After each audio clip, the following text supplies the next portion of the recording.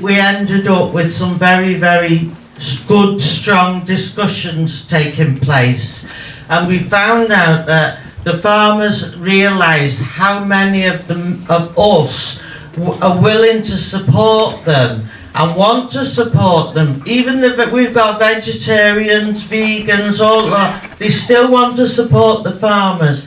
We know the importance of the food, and we know it's got to be clean. Marc, the bone wrap farmer, will go into a lot more detail than me. Basically, the Facebook page is heavily shadow banned, but anybody who's in support of the farmers and where they can buy local, fresh, organic produce, there's also a Lancashire produce page in there with local farm shops, etc. What we'd like to do is build a Lancashire blueprint that works by bringing together all the agencies here that is part of the pieces of the jigsaw, and build a blueprint that the other counties are looking at and say, my word, that's fantastic, that really works. So we've also got friends who have Telegram groups, again of the same name, Lancashire Farmers Movement, Merseyside Farmers Movement, and Farmers Movement UK. So please support those in your social media. I know naff all about X and Twitter and TikTok, but when we did the spring rally, and it was a rally, not a protest, and every time someone said protest, I said rally. It was a rally. We had 8,000 watching on TikTok. My friend ran that for me because I know nothing about it. We had 8,000. We only had 3 adverse comments, 2 which TikTok took down and 1 which my friend took down. So my page on Facebook is a safe space so that farmers can engage and re-engage, come in and look, and farmers can come in there and talk to us. And they know that the people who are in there are supporters of the change that's coming. And it is coming, because we all need farmers 3 times a day. We don't, we don't necessarily need all these other things only once in a while. So I have about 2,500 pending posts that are never going to get posted, because it's purely about farming in the past, farming in the future, change, our support for the farmers. So it's a safe space, and I'd like it to stay that way. So I hope you'll support us on that. So that's really all I have to say at the moment. I've been 66 years, I've spent 50 of them in farming in one way, shape or form. And basically that's me. I do it for all the right reasons, and I know that everybody in this room is here for all the right reasons, and I applaud you for coming out today, and thank you from the bottom of my heart. I hope you gain a lot from being here. We're not perfect. Sometimes we'll make a mistake, we'll say something that's not quite correct, but what I would say is, use your discernment, do your due diligence. If there's something of interest to you, do your research, do your homework on it, talk to each other, talk to your neighbours. If any of the movements that are in the room, you think you will gain something from being part of, please ask your questions to them afterwards in the room over there. Get your paperwork signed up, sign up all your buddies, and let's make this thing happen. Thank you everybody for coming.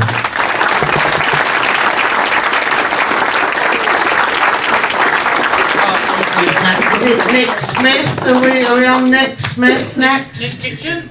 Nick Kitchen, sorry. Oh, got the wrong name for a start. That's me mechanic. Nick Kitchen is going to talk to you about the CABI thing, yeah? CABI. The CABI thing. Okay. Yeah, the CABI thing. Community assemblies. Thank you, Steff. Thank you.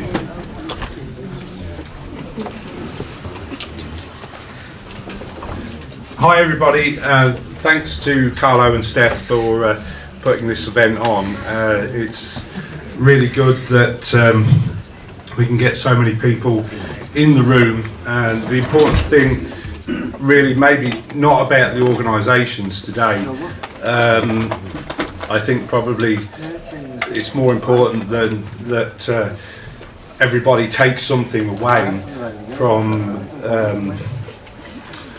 what we're talking about here on on stage behind this table. Excuse me. So I represent CABI, which is the Community Assembly of the British Isles, and what CABI does is really an umbrella organisation which helps and enables people to come together, providing infrastructure and information, knowledge, empowerment, ways that you can get out of the system in a way of using the infrastructure to stand aside from the system. And these are things like health, which we all need, food, which obviously will be covered a lot today with what Steff has and Marc. Those things are essential to us, and to be able to function aside from what the system has in store for us, we need to have certain things in place, and infrastructure is a very, very important key thing.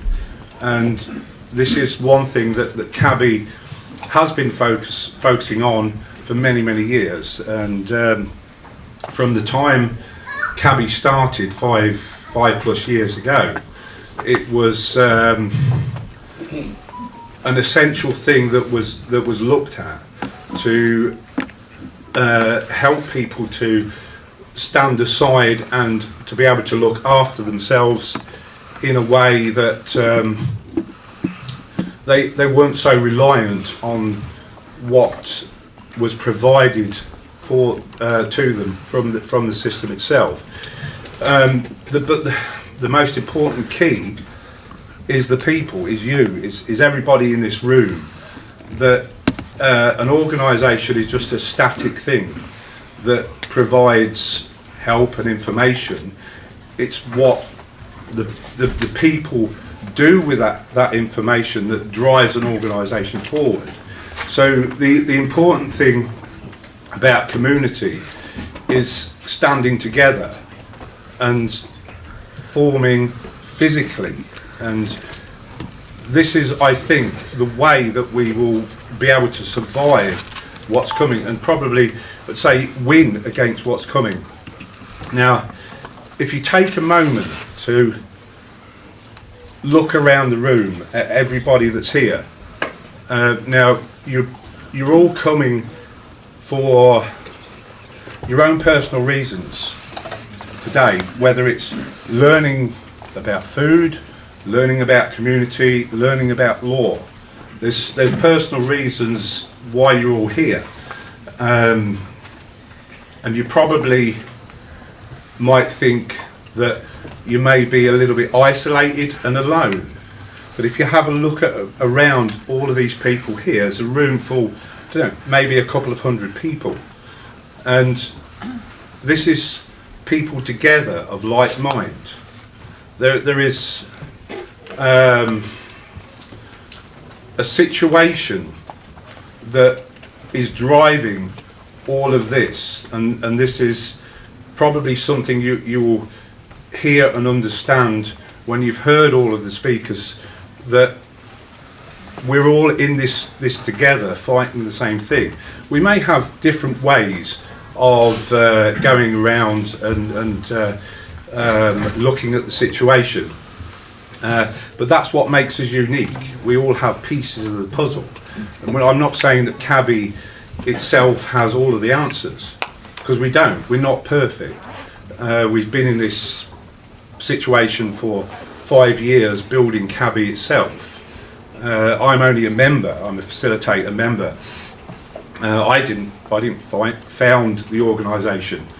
I work quite closely with the founder because I see the vision of what it is they're trying to do, and that vision basically is to be able to bring people together, provide them with help, support and information, provide them with the infrastructure to create, if it was a war situation, which probably you could say we're on, we're providing the beachhead.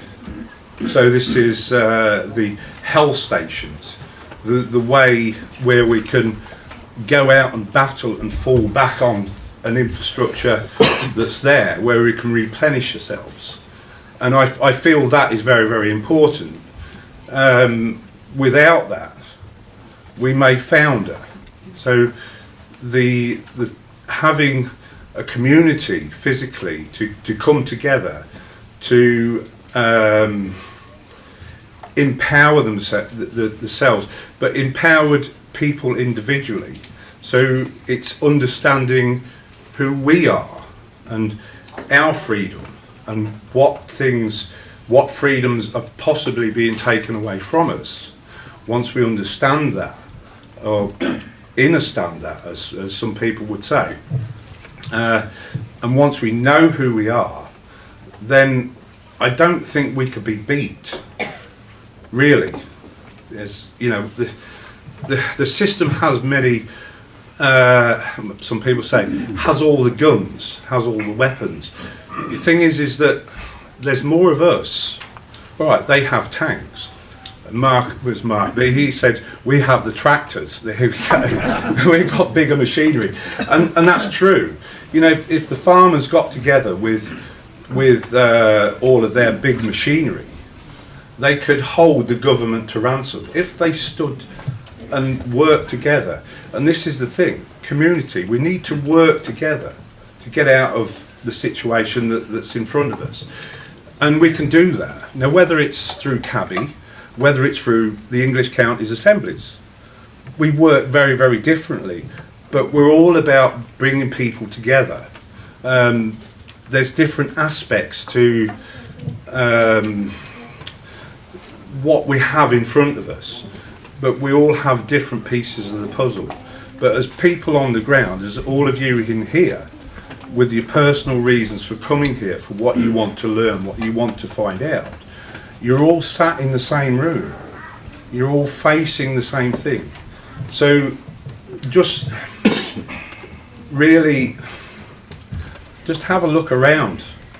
Just get together, get working the solutions, get looking at the infrastructure, doing the things that, taking responsibility, not just for yourself, but for helping others as well. I mean, you've got the guys from Rapid Response, and look at what they're doing.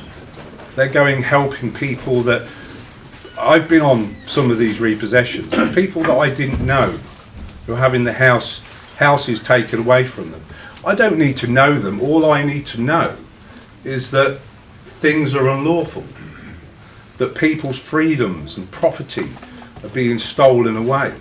But it's up to us to take the responsibility to protect our neighbours and our friends, or people that we don't know. I mean, the Rapid Response guys work all over the country. Got great respect for those guys. But we've all got responsibility. We're all fighting the same thing, maybe in different aspects, but we are here for the same reason. And that's about it, really. Can't really go no more on that. Okay, thank you very much.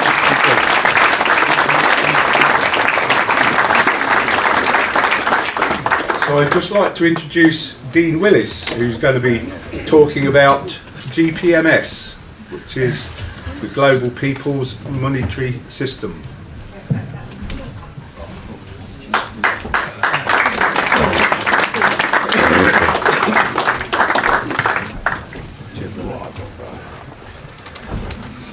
Hi everyone, nice to see you all here. I'd just like to do a little bit of representation of myself and my own little bit of a journey before I get to this. I've been in this now for 7 years. I let's say, I was questioning everything all my life, and I know a majority of the people in this room were questioning everything all your life, especially at school. But you were told not to ask, and you got in trouble and you got sent out of the school. I was always that kid. I question everything, okay? 7 years ago, my partner didn't wish to share my son, wanted to keep him to himself. I wanted to have joint custody. She took me into a courtroom. I walked into that courtroom and it was like I never existed. I didn't know what was going on. So I went down the rabbit hole of understanding the system, the law system. I invited David, the people's lawyer, 6 other people that understood different areas of the law. Put them all on a Zoom, wanted them to help me understand a little bit better and work together. They all struggled to work together a little bit, but I knew each person had a piece of the puzzle and I was willing to learn and understand that piece. I got to the final piece and understood how they've done it. Then went into the courtroom, took the judge out of the courtroom within 10 minutes of me being in that room. They will not put me in a courtroom ever again because of what I know, and any information that you need, it's freely given by me, and I will share it with anybody freely because we're here to help each other, okay? With a recorded evidence of exactly what I'm doing. So I'm not just coming to do this, I did it, okay? I was angry. I was very, very angry. I was fighting the system and all I wanted to do is take it down. My ego was burned. I had to take accountability of my own ego, okay? I went inside and I healed a lot of stuff from within. I took responsibility of what was going on inside of me. I've been out of the country for 3.5 years and I've just arrived back. Been to 25 different countries. I haven't seen my son for 3.5 years, by the way. Not because the system beat me, because they hid my son with his mum. And he's somewhere 3 or 4 counties away from here. But I don't know where he is. But he's safe. He's safe with his mum. His mum loves him, but she struggles with me, which is perfectly fine.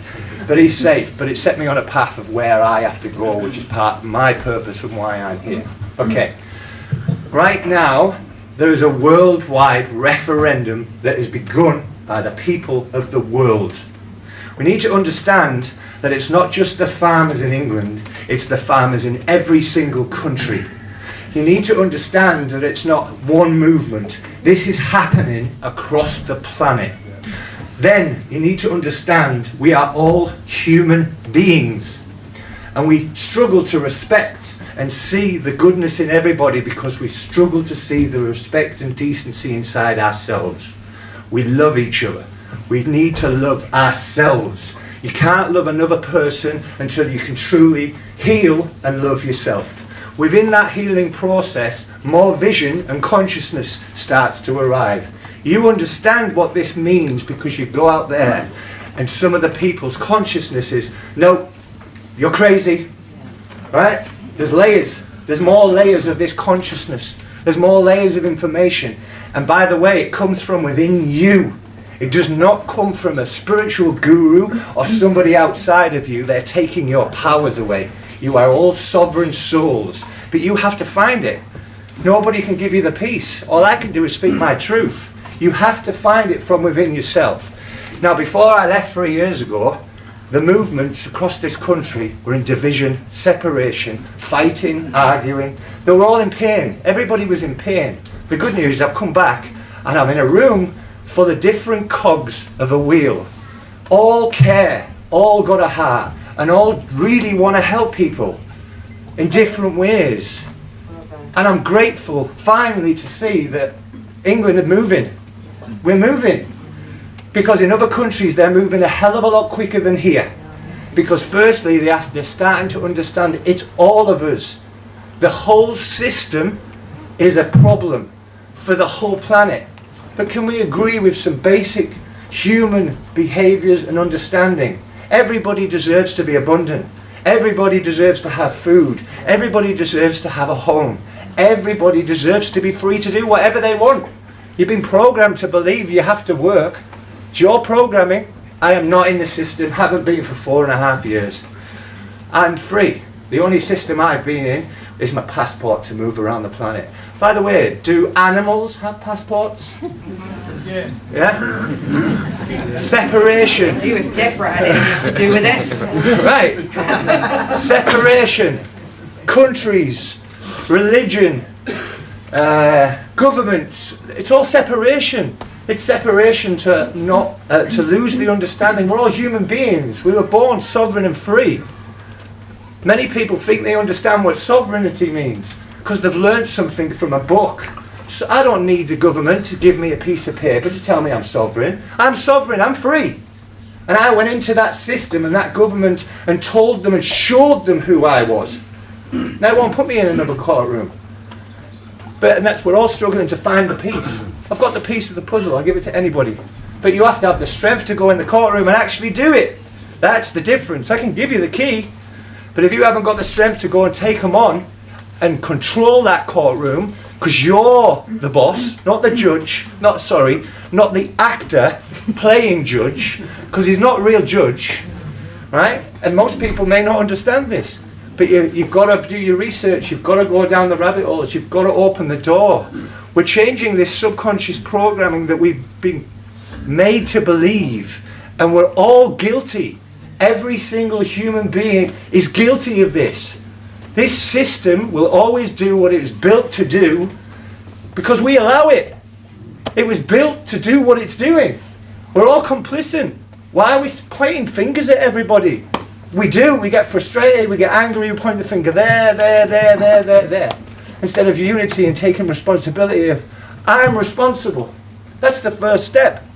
Okay, I forgive myself. What am I going to do now? I'm going to step out of it. I'm going to step away from it. Okay, a worldwide referendum has begun by the people. It is a website collecting the voice of the people. That's it. There is no structure on this website because nobody has the right to tell the rest of humanity what it's going to look like. We have to decide together. Or you want leaders, or we want to go back to Trump and all the rest of the people out there that want to tell you how to be. I have no right to tell you what it's going to look like. But we have to come together and decide what it's going to look like. But money is the tool they use to enslave humanity. It's debt, it's fiction, it's not real. So all we're going to do is create an abundance of money, take back the banking routing system that belongs to every human being on this planet, and distribute an abundance of funds. Then you're going to understand that everything you need, you think you need, you don't actually need. We don't need all these nice cars and all these things. Once you're free to make a decision and do whatever you want to do, we'll all realise it was an enslaved trap to put us in the system. All of it. We have to step out of the system. We're not fighting the system, we're starting again. The system on all levels is stacked against you. And it's not just farming, it's not just courts, it's everything. The schools, all stacked against humanity. And we are responsible. This worldwide referendum has begun. All the information is on there. All you have to do is give it your time, read it, and decide for yourself. No influence of other people. What does your heart say? Not your head, your heart. What does your heart say? First, you save yourself. You don't go, oh, I'll give it to other people. First, you make the decision, what do you deserve? What do you deserve? You deserve to be free, abundant, the way we were born, natural law, do no harm. It's very simple, but the simpler it is, the more our complex brain wants to ravel it up into complication. That's the system again. The system wants to keep you running.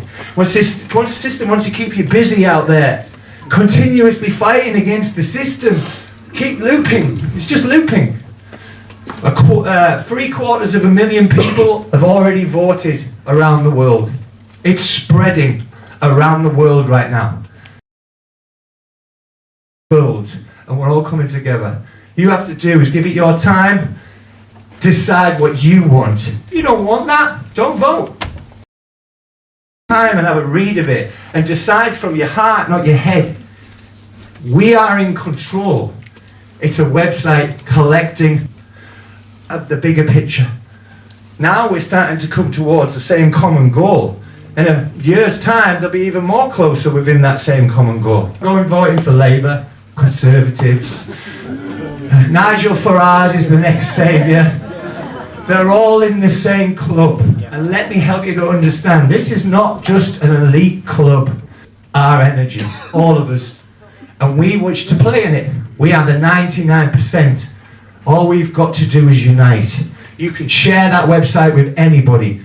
Don't have any expectations of what they're going to do. It's their soul's already seen it. And you want to go for some more experience, more pain, more suffering? Crack on. But you're going to come back. You're going to suffer as long as it needs to suffer and think you're having it hard.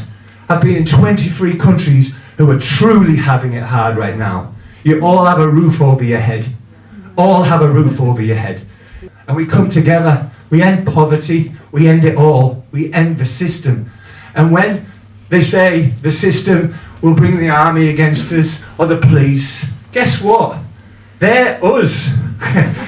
And you decide for yourself what you wish to see. No expectations. It's totally of your own sovereign free will. But for 3.5 years, 4 years, 7 years now, I haven't seen any change. Not really. The system's still coming after you. And farmers, we didn't care about the farmers 2 years perspective. The whole world is going through this. And it's every farmer, every individual, even the people out there that are sleeping right now. They're suffering. We have to have empathy and love for them.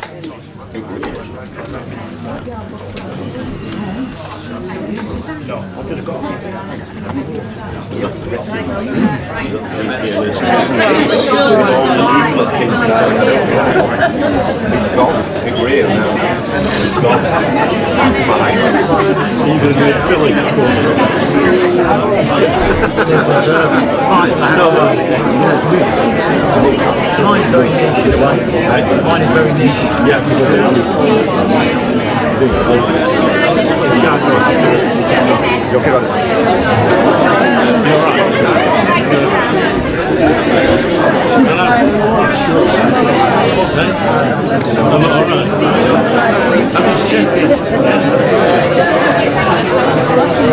No, outside, before.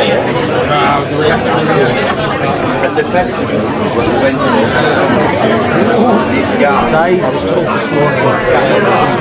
and he gave before these. You alright, everyone? He gave it to me.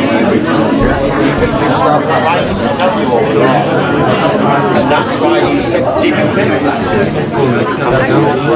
He gave me something for free.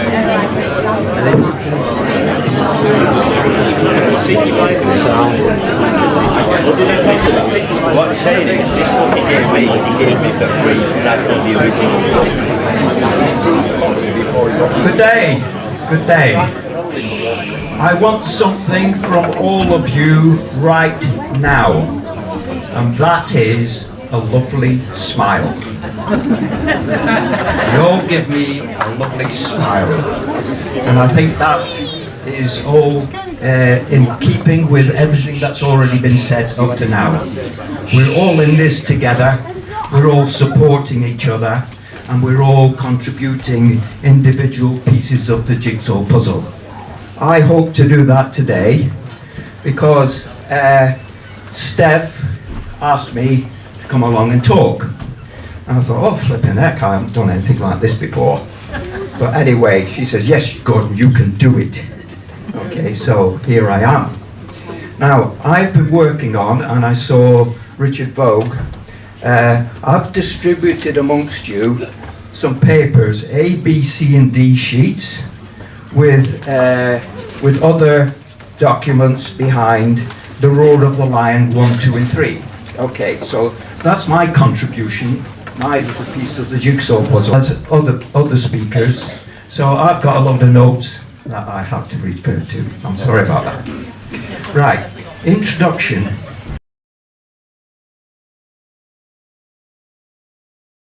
I have for you is what I have gathered over time and what I believe is what needs to be done by those awake and awakening.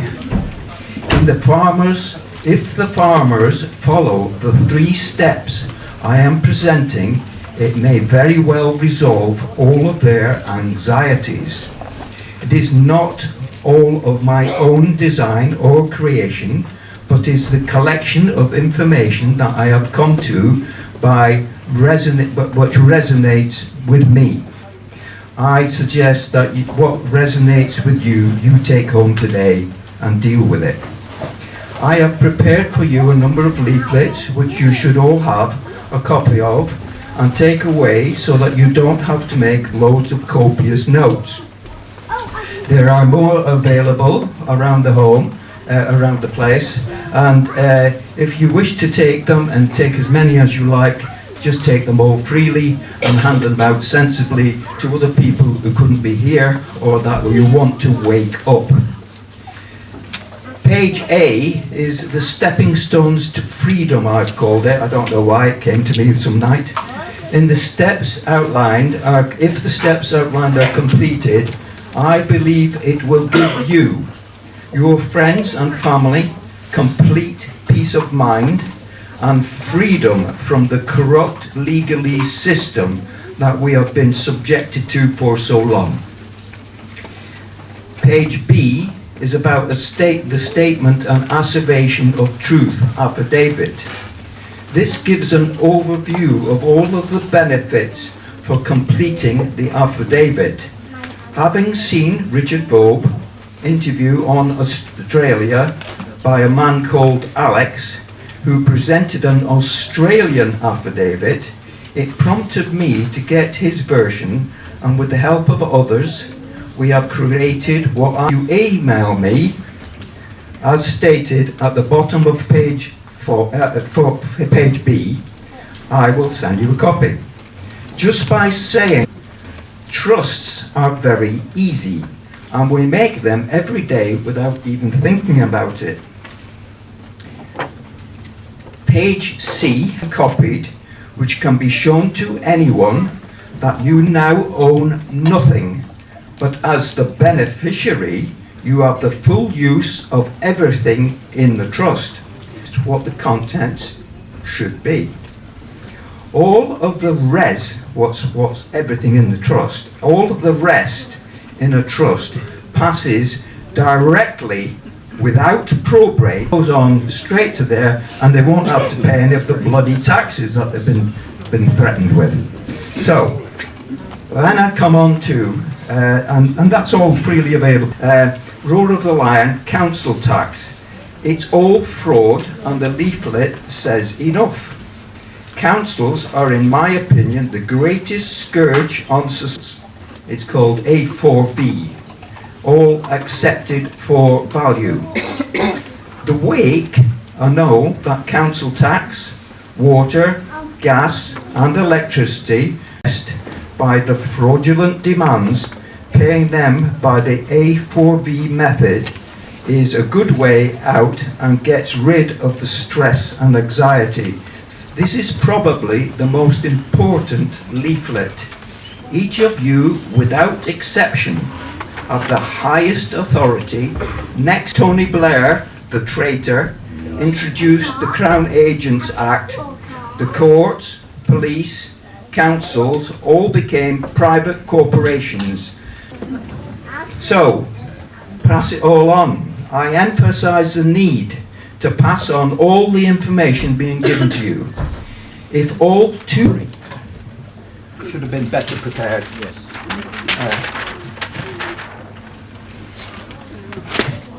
That's my email address, but it's on the warrant.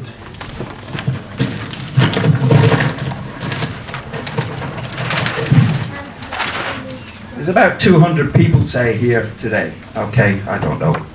But if you pass this all on, right, the information given to you, if all 200 of you pass on the information to at least 10 individuals, and only 5 of them then pass it on, and ask them all to pass it on as well, within 6 generations we'll have reached over 3 million people. and then they're buggered.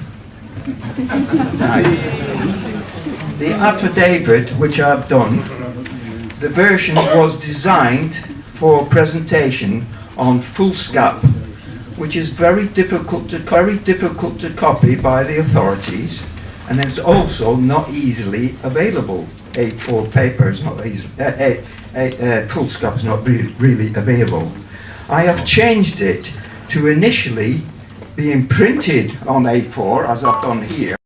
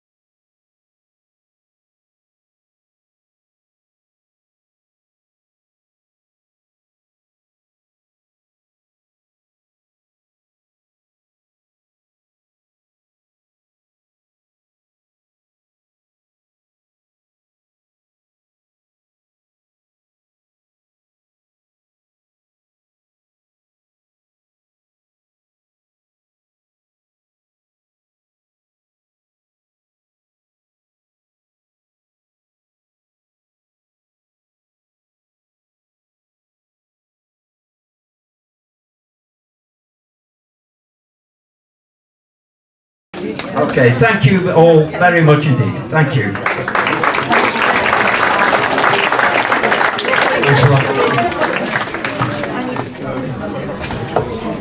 Before I introduce our guest speaker, a representative of Rapid Response. I'd just like to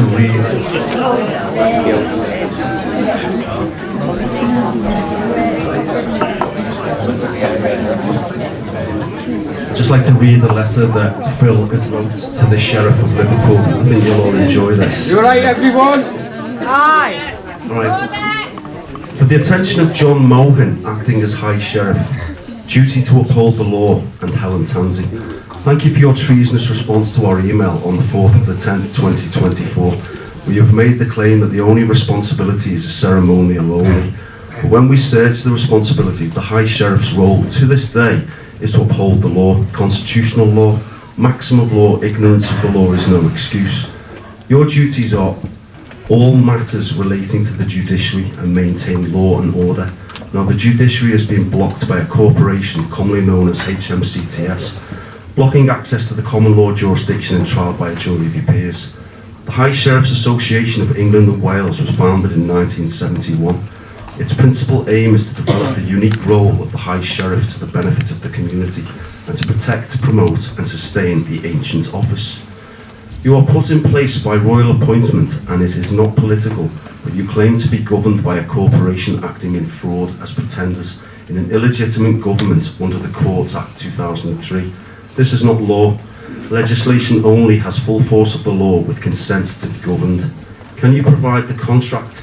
And just to remind you that the Queen was put on notice by the Barons in 2001 that entering the EEC was treason. This is backed up by evidence of the notice and the Queen's response on the 39th day stating how important the Constitution is.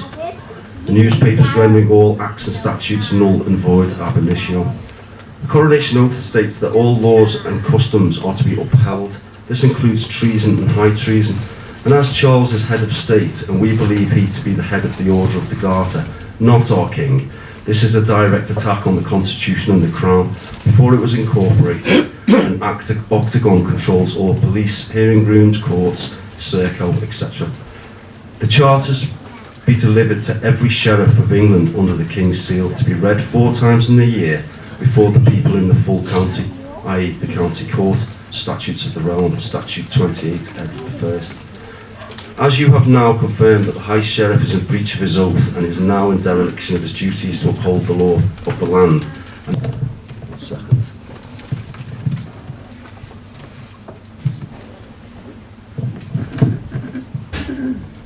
The Bill of Rights 1688/9, which gives us the right to bear arms against the tyrannical government, the Treason Act 1351, all continue to sit on the statute book and have not been repealed to this day.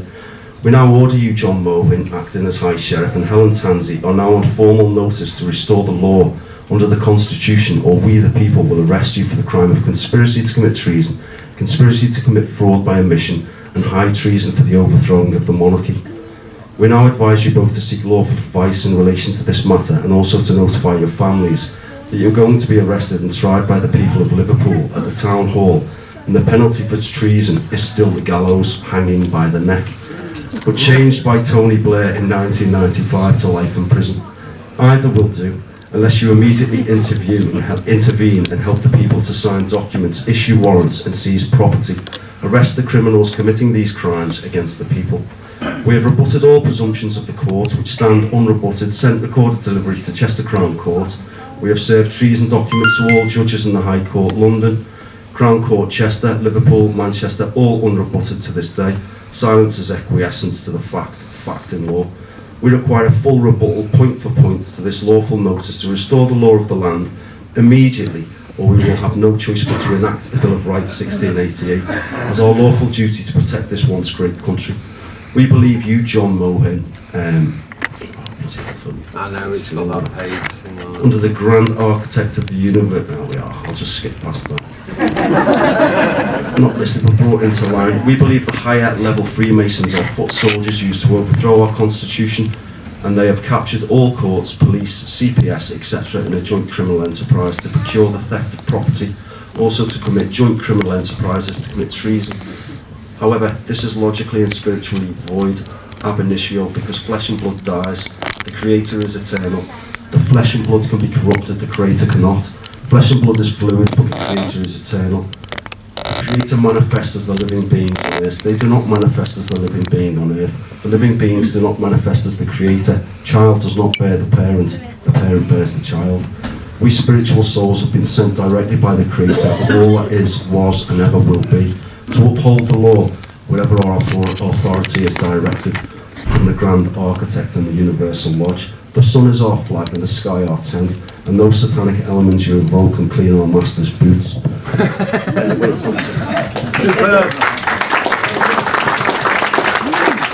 We are dark and light, and we are aware and alive to this, so nothing can harm us. All their magic and numerology only makes us stronger. We are absolute power in the highest dimension.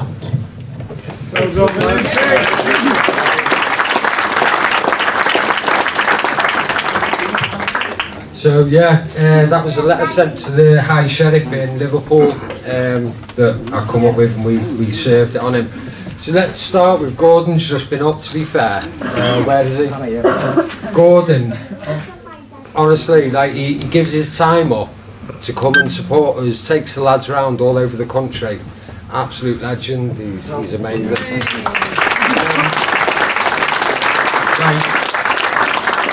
So just a bit about myself. So my name's Phil McLaughlin. I started off in 2017 doing this, so even before my little daughter was born. It's getting a bit emotional, do you know what I mean? It's quite overwhelming.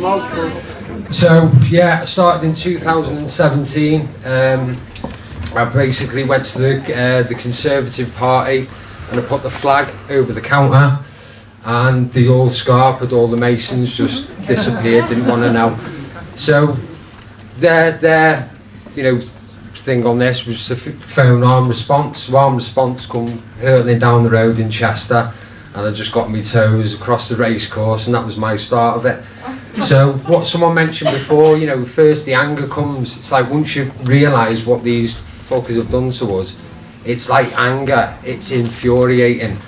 And I went through life, I got expelled from a Catholic school for beating up the school bully, and we both ended up getting expelled, so that was a good relief for a lot of people in the school. And that was my sort of start. So from the start I've always been aware. 2020 my daughter was born, and I'd already worked out about the vaccines and knew exactly what was going on. I had the doctors trying to contact me and my partner, trying to get me to hear the case that was going on about my daughter. They wouldn't even let my mother in. My mother created me. My mum's got just as much right to be in that court even if I can't be there. So it's just been an absolute mental time. So 2020, I ended up getting beaten up severely by armed response in Chester, and that was for giving out flyers, and we had a QR code on there where the parents could just put the phone on, go on the QR code, and it'd link them up to the government website. It's actually gone round taking witness statements. Someone's turned around and said, oh no, I think he knows the law quite well.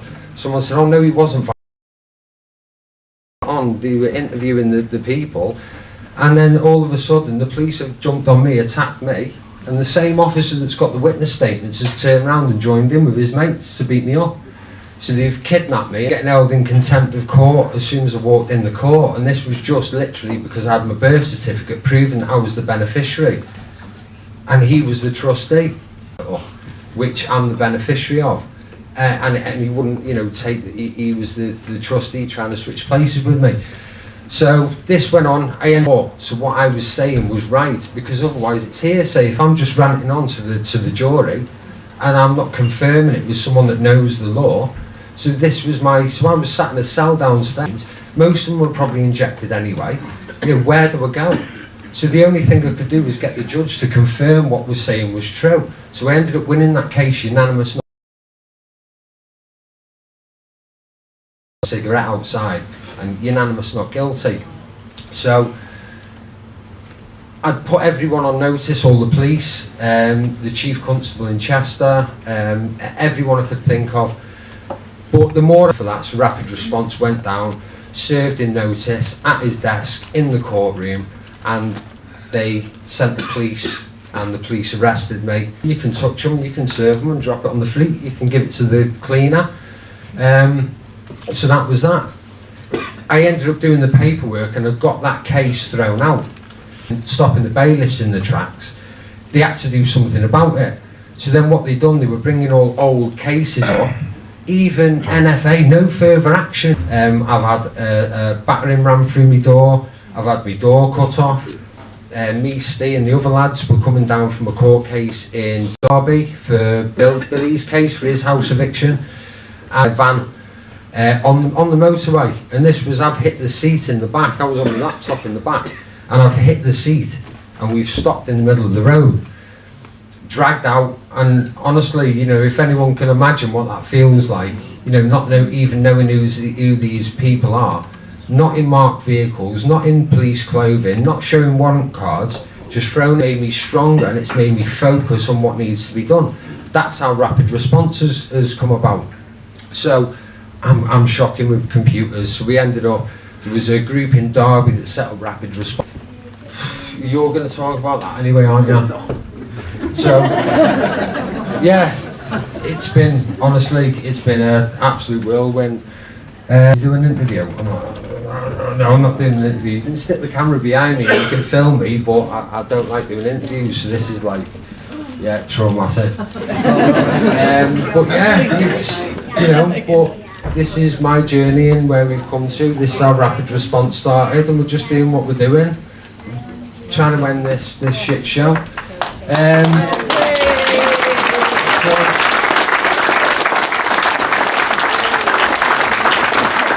we've got some positive things. So there's a group that have leaned everyone through the UCC, so every criminal organisation that you can think of is now lean. We've set up another UCC. We're trying to tackle that average, you know, where they don't make sense. Things that make sense, we sort of, you know, so we're putting some people into that, some into that, and we're just trying to navigate the system. At the end of the day, I've got my daughter to think about, and what the best thing for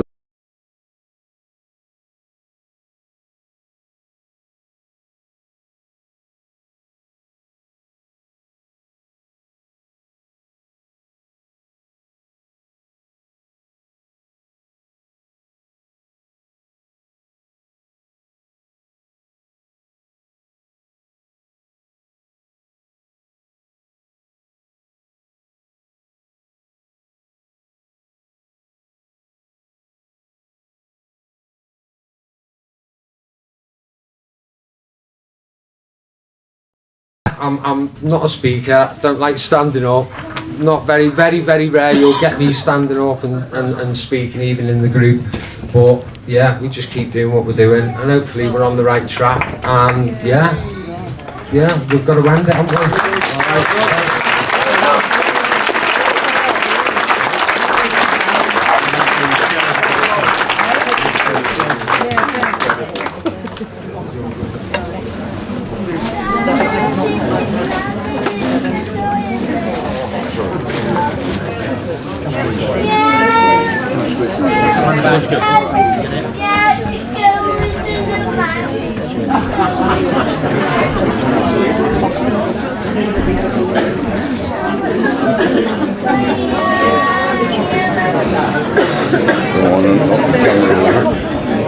Nice to see you.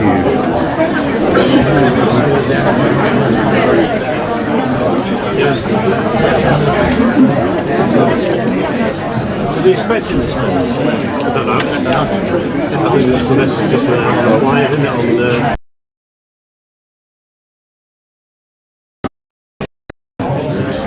Good afternoon, ladies and gentlemen. Nice to see so many cheery faces here today. Thanks very much for turning up. This is only the second time I've spoken publicly, so I don't have a speech prepared as such. I'm just going to speak from the heart, which is where I always try to speak from, and from the gut. My name's Gregory. I'm a trucker. I run up and down the country on motorways and collect from the farmers their produce and take it to market. I'm going to tell you a little bit about me, where I came from, what's brought me to stand in front of you good men and women here today. I'm going to tell you a little bit about TECA, which is an acronym for the English Counties Assembly. I started my journey many years ago, probably back in 2007. But even before then, when I was a young boy, I knew that this society that I was growing up in paid when you do right and you get corrected when you do wrong. But the system that was being devised, had been devised for us, that we're all growing up in, eventually over time you can begin to realise that it's corrupt. How many people here think that the system that we're living in currently today is corrupt? Please show us our hands. Thank you. People here that are fed up with these criminals that are running this country and running the world. And it's about time that the people stood up and took back the power from the... So, I came to awake, so to speak, for lack of a better word, back in 2007, and my journey began there.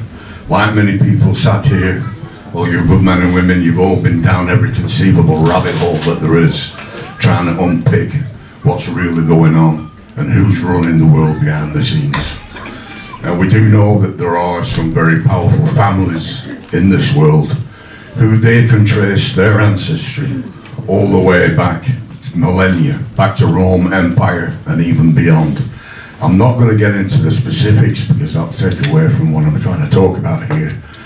But these individuals are the parasitic class who think they can just leech off the efforts and the good hard work of these good men and women in this room and this country and around the world.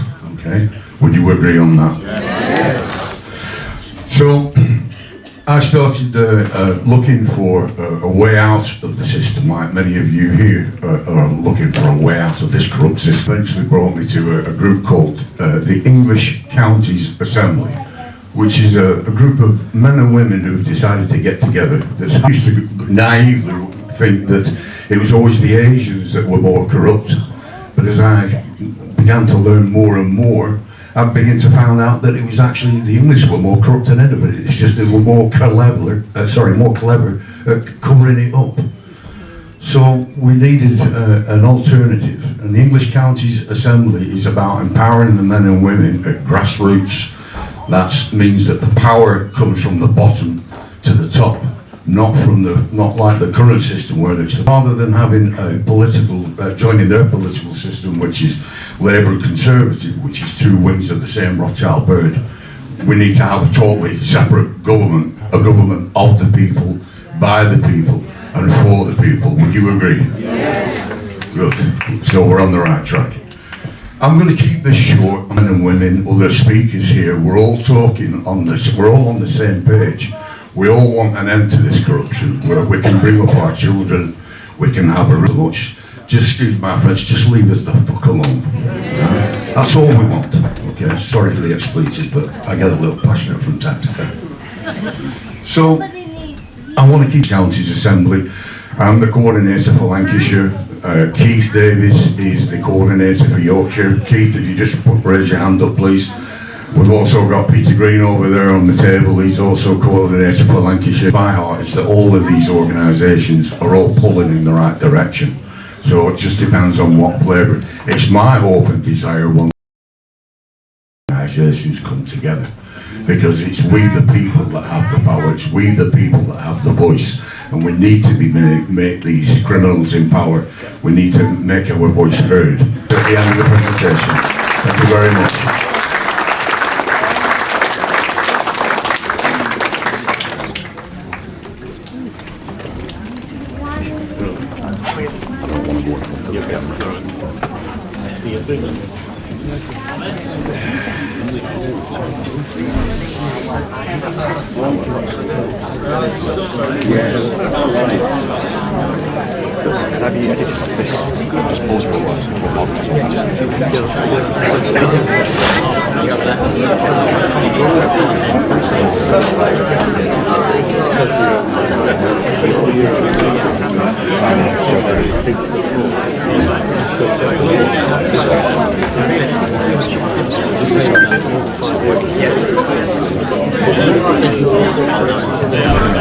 Hello.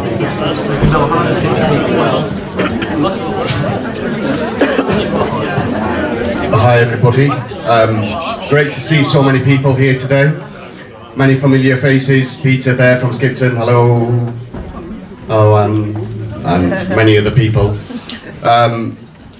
Before we introduce Marc from Peacekeepers, we're all on a journey and we're living through to the next 4 and a bit years left of Agenda 2030, and this government and their compadres are bringing us to that. Who's got an Apple iPhone here? So your data is now going to be shared with the UK government because Apple have given them access to it, so just be mindful of that. And that's part of North Korea. So are we living in North Korea or living in Great Britain? But my journey, and I wanted to share with my local authority, to know, and they've always told us to pay TV license, utilities and everything else. That request came back, and it came back with £60,000 to £70,000 since March 2020. And I said no more. I am not going to pay my hard-earned sweat equity to be funding a propaganda which is going to cause harm, and it is causing harm. Intro afterwards, but because he was the first one in the country that actually protested at a jab centre. But anyway, so I went on this journey. The first time we tried to understand about legislation, law, whatever it was, because we're not professionally qualified in terms of having a degree in law or anything like that, and I'm sure you all agree. So we tried to go on this journey, and the first time was in Liverpool, and that's where I met Alan, and he's gone with his dog, and many other people, and we talked about common law, for what that meant.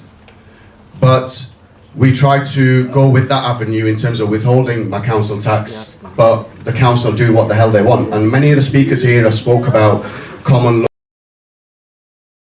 Living in a mafia state with 350 plus years of corruption, and if Marc will talk about the Constitution, because ultimately that's what it's about, and that's what his argument in the High Court is going to be about. So we're all on a journey. I'm on a journey. I've been through the council tax journey. Many others in this room are continuing with that journey. We're all learning. We're all here to learn of each other.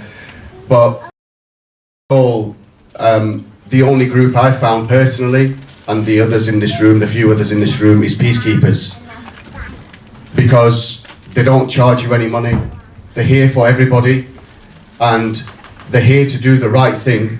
Although we don't want to associate with legislation, but the sad reality is that water companies, gas and electric, council tax, and everybody else, they all use legislation. So how can we navigate within that sphere? But ultimately, as I said, Marc will talk about the Constitution. That's my journey, that's my story, and I believe that, you know, let's give Marc the opportunity to speak, hear what he has to say, and that is something to take account of. Thank you very much.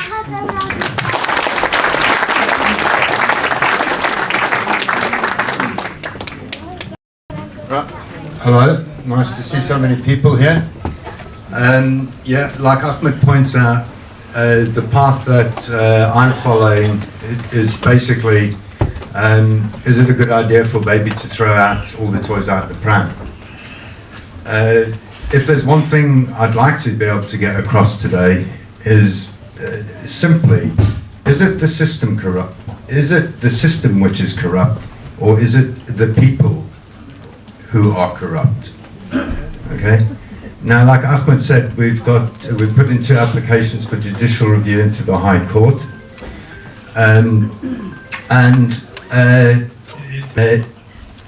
to emphasise, is it the people that operate the system? Okay, we're all familiar with computers. There's an old computer saying called Giga. What is common law? Anybody shout out what their understanding of common law is? Natural law. Natural law. Anything else? Common law is subject to another law called the rules of equity. Does anybody know what equity is? Yes. Fairness.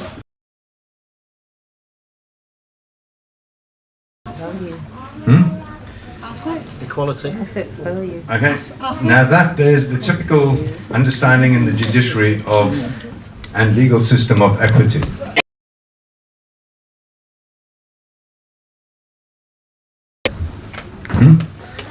Okay, we've got to go back just very, very quickly in history, but basically the foundations of the UK legal system is called stare decisis. I have got these problems that we have. And stare decisis, what that is, once a matter is decided, it applies to everybody. So when the Normans invaded in 1066, before it actually came to England, and the idea was to create a law in common, okay? And that there is called common law precedent. Because we didn't have the ability to keep records, you know, a court over there had some verbal understanding of, you know, how they dealt with the matter, and a court over there had something different. So we started recording judgments. And those judgments then over time started to become available to everybody. And therefore we started uniformly applied under the principles of stare decisis. Now, when the Normans invaded, it was might is right, okay? They just took it over. If you were a landowner in the UK at the time, there were lords, you know, the landowners were like little fiefdom sort of things. And you sign a contract with the Normans, and if you don't, they just take it. Okay. So they each used to have their own what were called moot courts, and each little area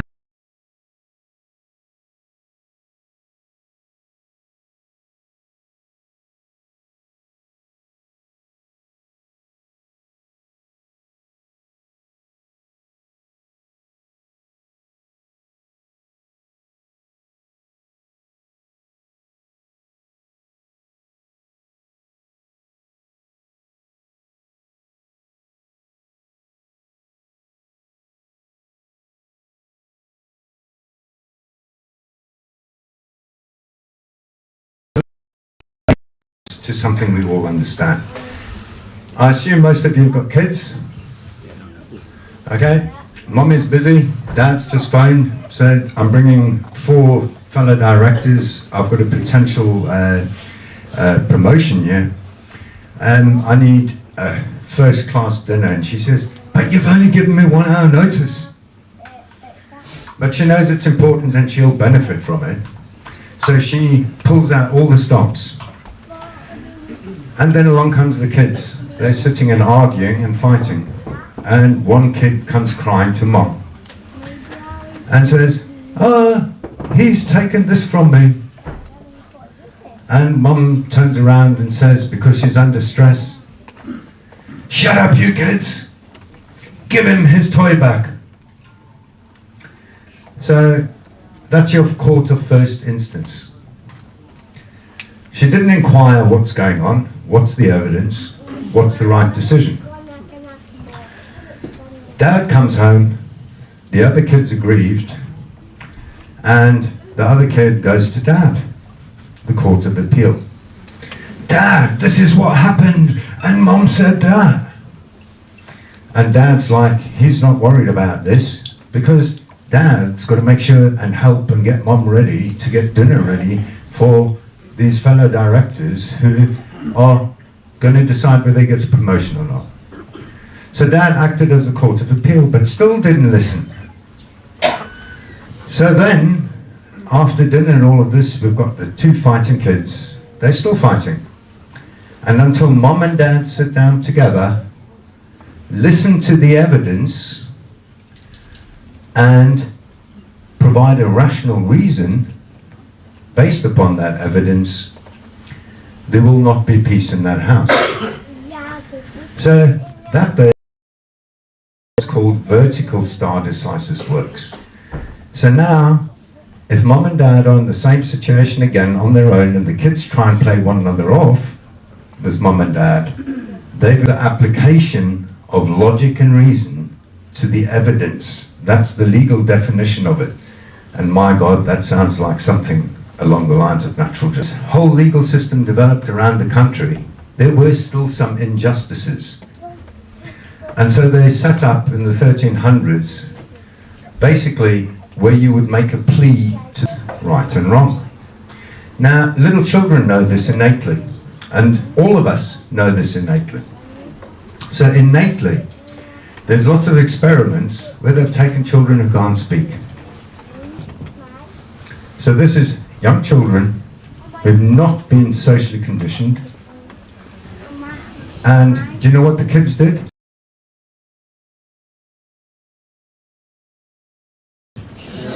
They shared nicely. Okay? So innately, we all have conscience which dictates right from the head and the heart. And we had a great speech there. That there is exactly what the solution. Grant, was it? Dean, you're not going to sleep. And how are you going to sleep? You're going to say, but you did it, so it's okay for me to do it. As it left and one judgment from the Chancery which said, right, the King's conscience. Now you need to bear in mind, Magna You don't waste your time on Magna Carta 1215. Why? Because it's not current legislation. The substance about the king saying, I'm equal under the law, the same as the rest of you. End of might is right. In Magna Carta 1297, Bill of Rights, Act of Settlement, Crown Proceedings Act 1947 even says that. Okay?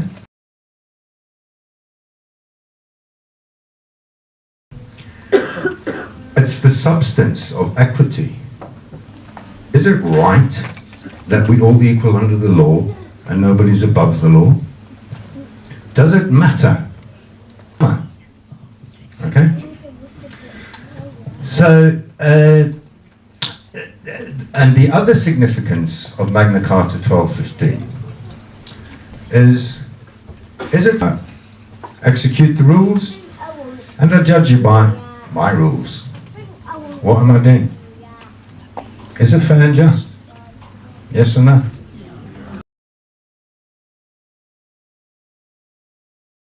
We've got something called self-interest. So that's the other significance of Magna Carta 1215. The Baron said, hey mate, time. Okay? So those are the two significant things about Magna Carta 1215. It's not about trial by jury. So equity, then where the common law, which is very much form or format, goes against the conscience, people would go and complain to the king or plead to the king's conscience for remedy. So that's and the common law is that, like I've said, the application of logic and reason. And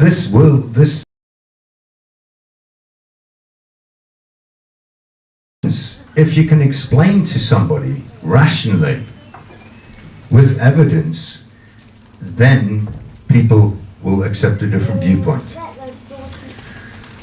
Was awarded the property in the Court of Common Pleas. And Party B was in the Chancery Courts. And the Chancery Court said, no, it's B's property. So you had a conflict, common law, in the event of a conflict. So that there is the foundation. And once you understand what common, if we don't reach agreement, you're going to have dispute. I have no right, because until somebody can bring the creator, whatever the creator is to whoever, into a court to present evidence to say, I can tell you what to do, or you can tell me what to do, Logic and reason says neither of us can tell one another what to do. Therefore, the consequences are all interaction must be consensual by the expression of your free will. You know, one party is dominant over the other. But ultimately the test is anything which shocks a person's conscience is not legal in most parts of the world. And it's really simple. Equity will not suffer wrong without a remedy. Now, most people, when you ask them so why don't we simplify stuff? Let's get some common ground. Okay? The rules of equity say equity will not suffer wrong without a remedy, and once that supposes it will one another. And when you do, you must get remedy for it. So,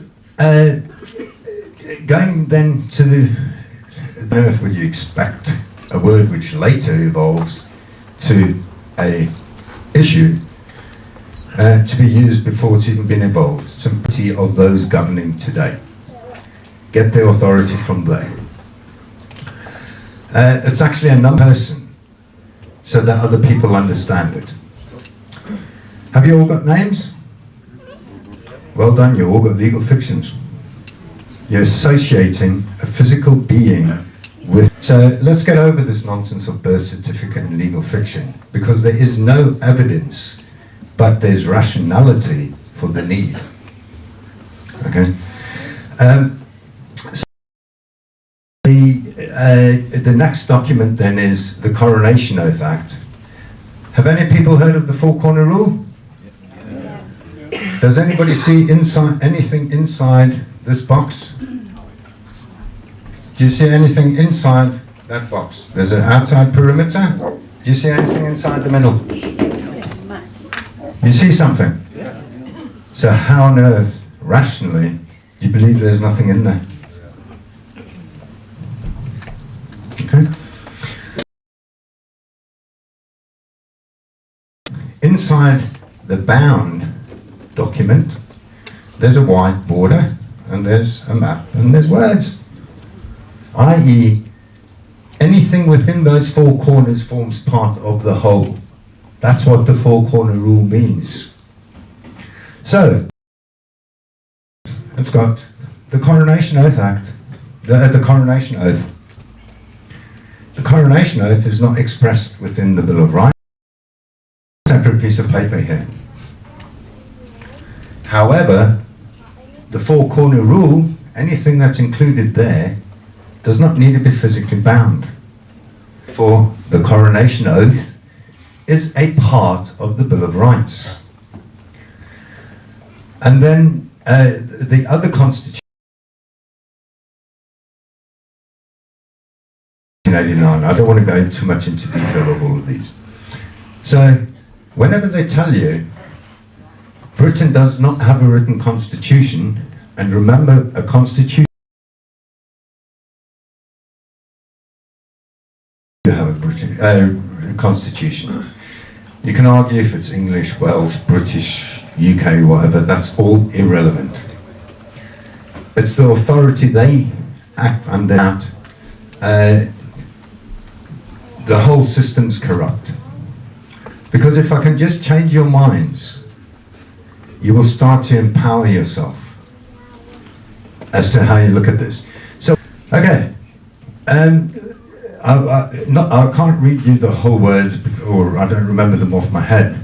The substance of the common law precedent, the logic independent judges, the judiciary is independent. But not only is the judiciary independent, each judge is independent.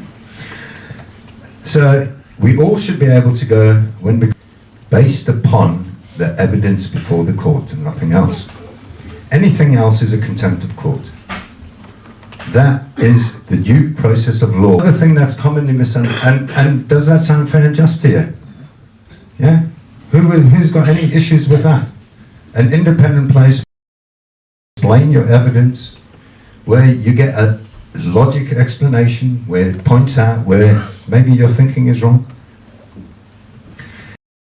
The whole idea of the rules of equity prevailing is, as we gain better knowledge over time, or we get new evidence, then we can update the existing common law.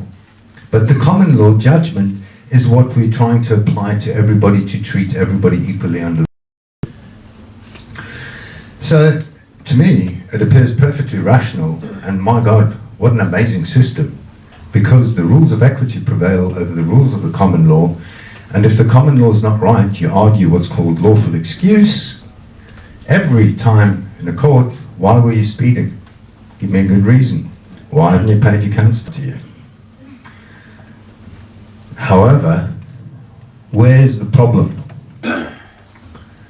Okay? The problem is that if the operator's crap, you get crap out. So rather than saying the system is corrupt, why don't we keep the tools which logic and reason, we agree with us,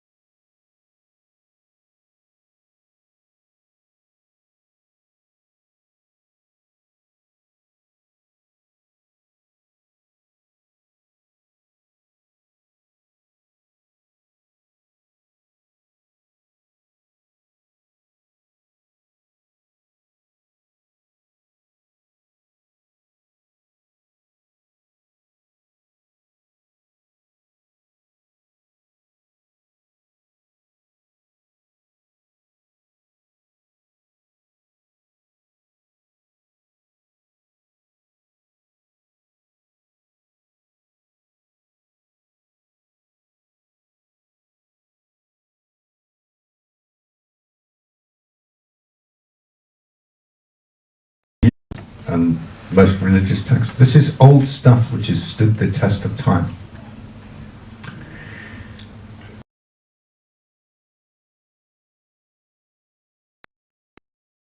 Not people. The law is sovereign, not people. And the law is the highest unrebutted truth. Okay? Now, an affidavit of truth is nothing more than a witness statement. It's a personal truth. When it comes to dispute, for public dispute resolution, go ahead, make all the affidavits you like, all the liens, do all of this, whatever you want. The question is, how do I get it enforced? Enforced. Anybody that thinks a piece of paper of sovereignty is going to change your world, and somebody over there is going to listen to it, and like Dean said, it's inside here. That's what makes it work. Internalizing the truth and aligning the head and the heart so that you council tax, because I'm sure many of you probably know me for council tax. We've got 3 courses, and the theory more or less of what I've been through, okay? And the idea of the knock-knock challenge or the council tax challenge is not to pay or contribute to society. The idea is, where's my...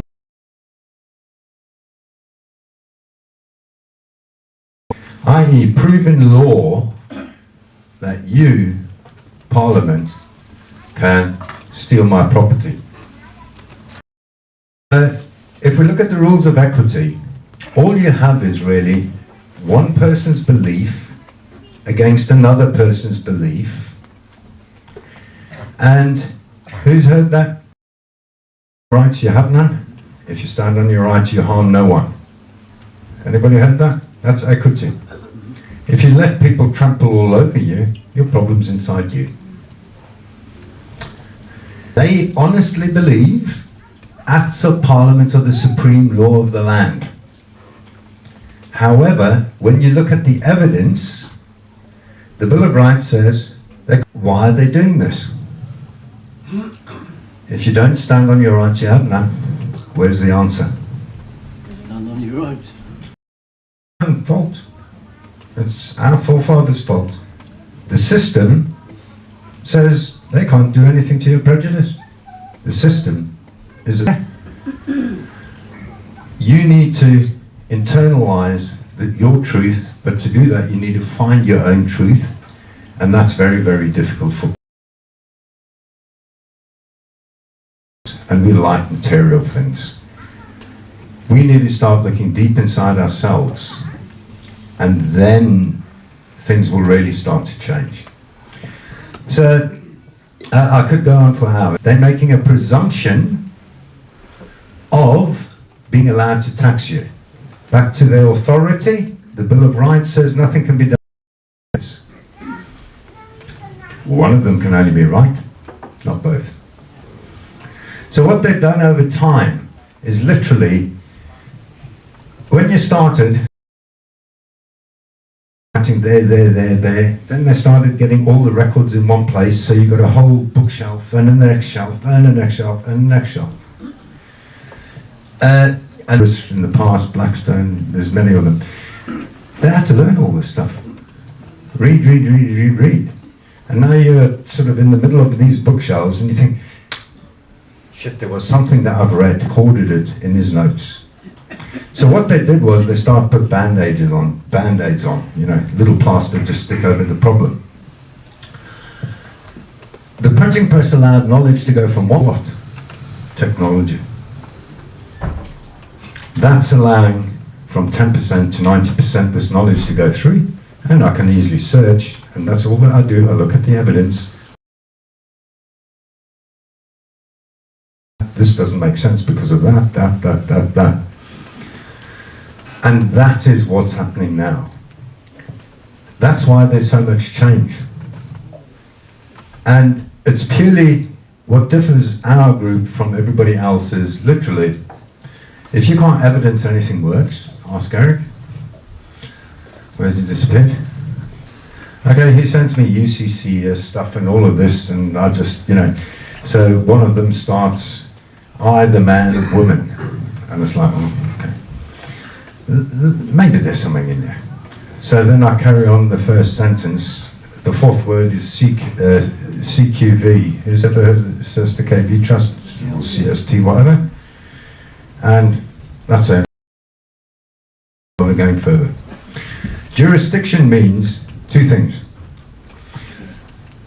Would you go to Aldi if you want to buy a car? Would you go to Asda?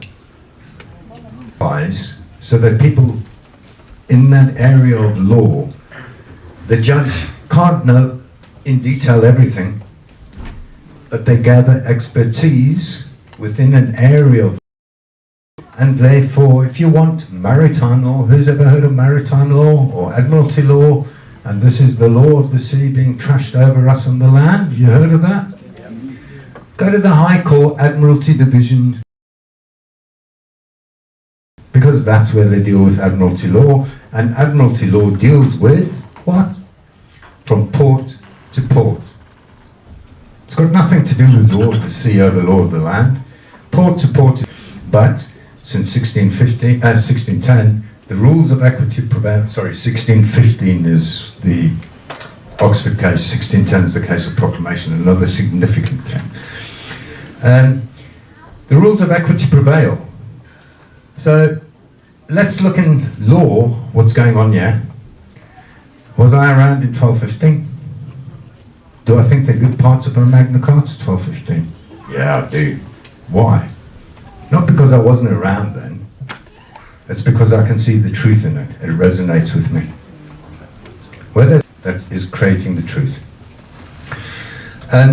So I lost my train of thought there, but that's something else. With the presumption. So what's happening is every court should be applying the rules of equity, which is conscience. Again, people use the words, oh, they don't teach people and all of this stuff. I actually started a law course on a third of the way through it because I don't get it. Why don't they understand my language? So first, do all of that.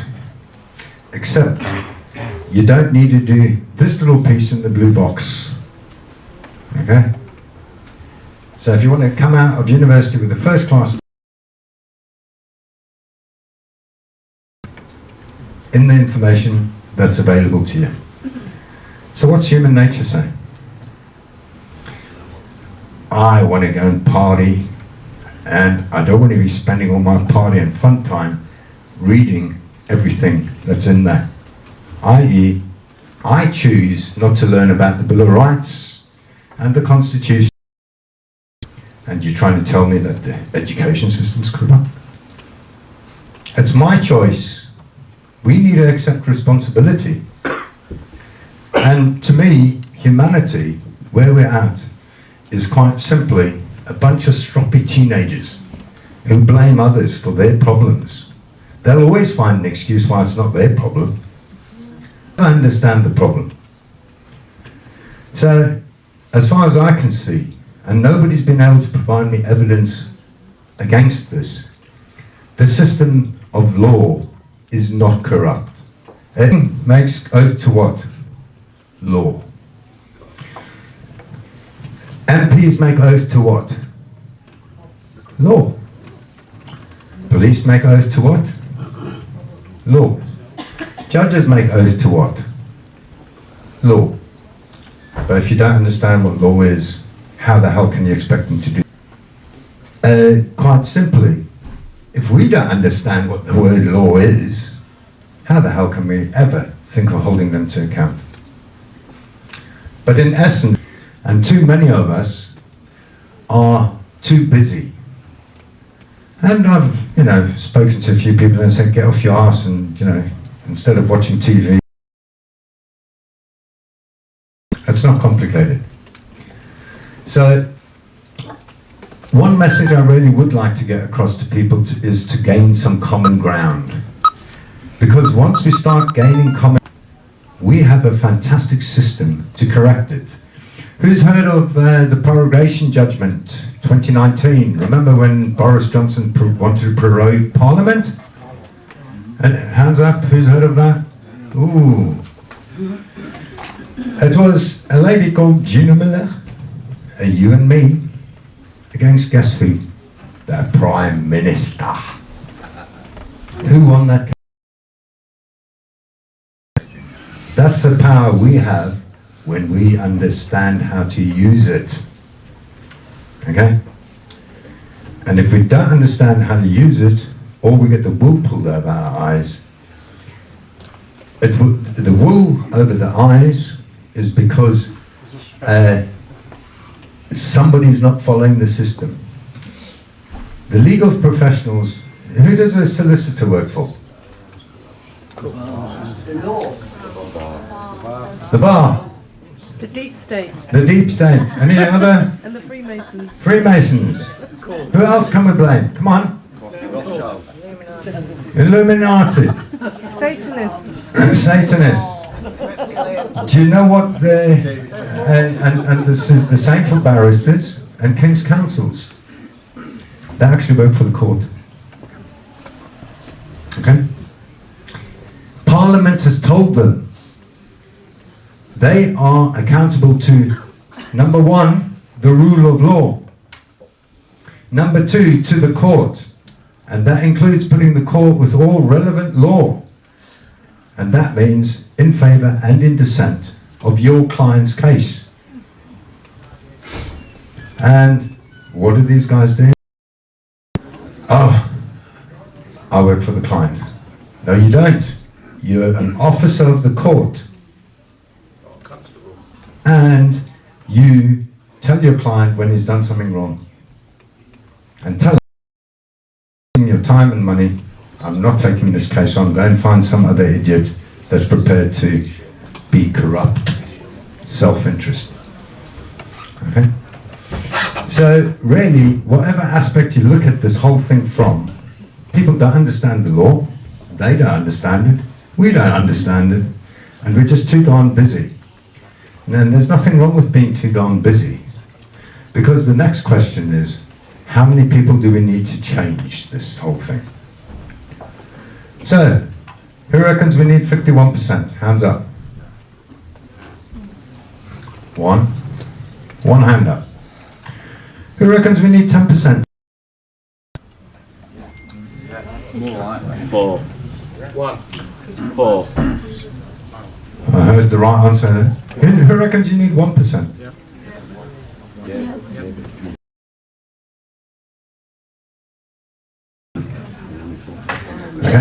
So, hopefully, I mean, I don't mean to attack different viewpoints, but hopefully you see where I'm coming from and what peacekeepers are about. If you want to call it their courts, because guess what? They're our courts, not their courts. The judge is not a trustee of anything other than the claim.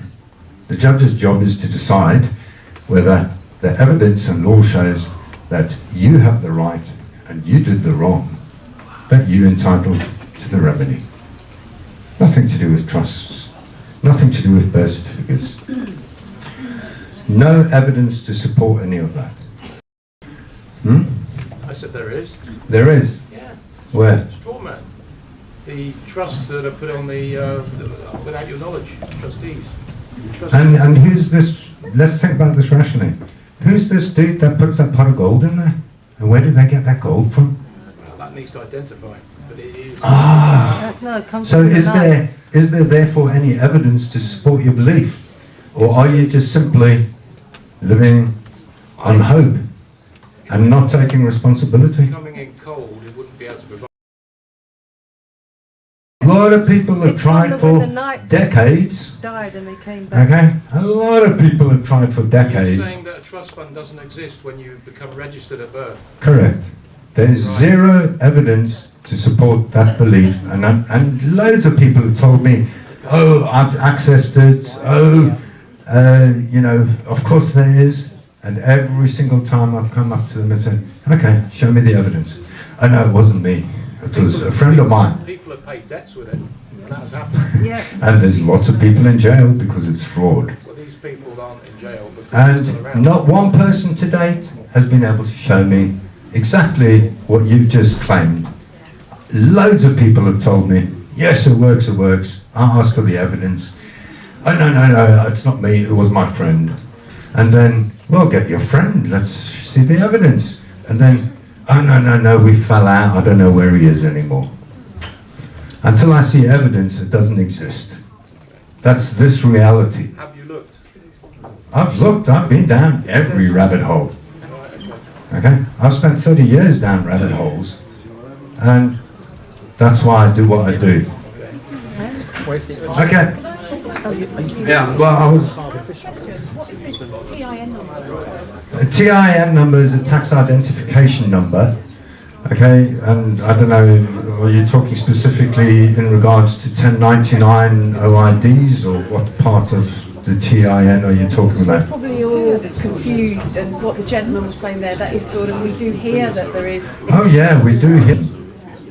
Form of identification. We get traded, don't we, all over the world with that number? No. Because I've looked... Honestly, I have not enough time, okay? Let me explain the way birth certificate about the mid-40s with your earning capacity, and then until you retire, you've got earnings. The way they use birth certificates, that people have faith in you, the government, to collect tax in the future. So you take... With commodities. I'm darn good with extracting money from the people, okay? But I need money today to finance. In business, this is called...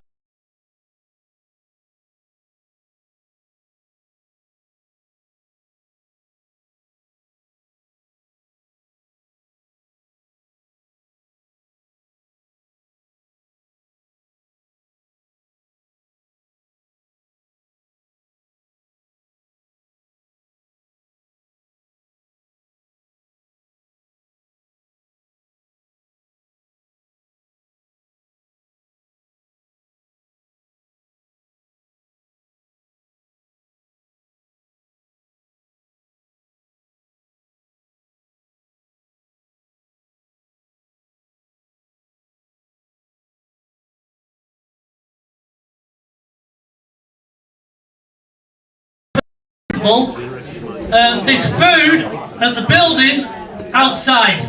So if you just go to the end of the building, there's a little up there, all the pie and peas, pizzas, you name it, it's all in there, okay? So go get your drinks. Right, we're just going to do this raffle really quick. So, my good friend, Stacey.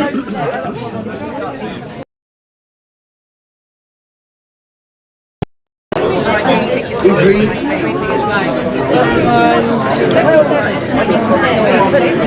86? Who's got 86? Come on, do a bingo style then. 86, 86. Did we get a ticket? Where's 86? He's coming down. What's that? Yeah, but you should give it full. Yeah. Good to see you looking like you're free.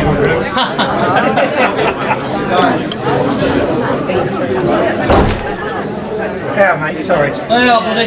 It's my wooden leg, I can't reach it. Congratulations. Oh, look at that. Bloody marvellous. You want me to take Just it? keep it right. All right. It's not going to have another one. 158. 158. Hey, we'll never know what we could have won. 150.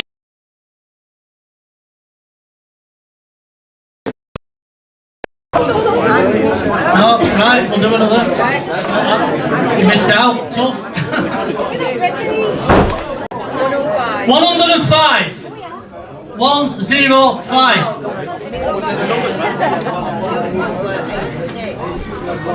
105. 105.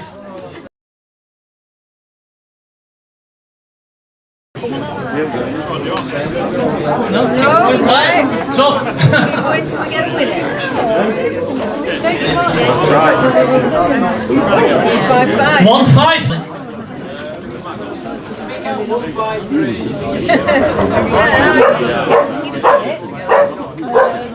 One, two, eight. 128. 128. Hey, we've got a winner. 128.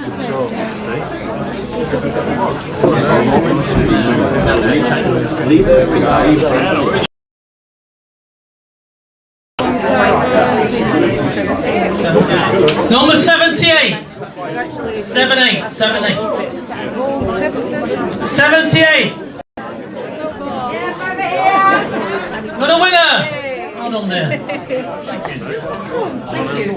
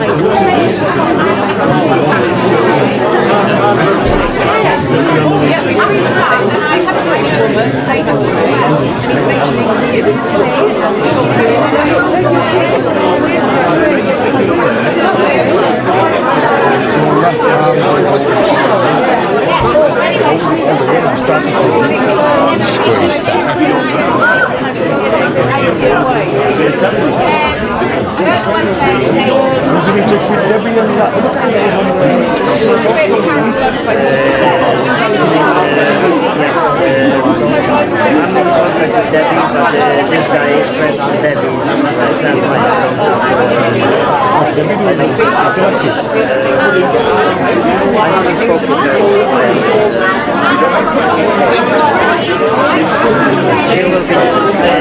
I know she will be doing some stuff with British time. There is one event in March.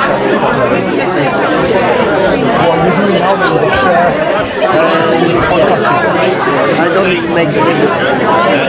She made a loss over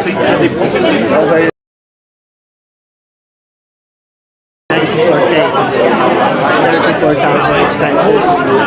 I lost two when I was doing this, and also I lost some clients. People don't realize that I need to recover. And also, I had a situation in Brussels. This was after Byford, but it was a major protest in Brussels in 2022. Back in the field, and on that protest, they killed us. I came back, I was sick for 2 months. I thought, okay, it's like I recovered from this. And then the year after, I got sick again. I was sick again. They didn't say I don't have like real viral. There's some scarring on my knee, so I guess this one. No. I got 12,000 followers on Facebook. But look, this is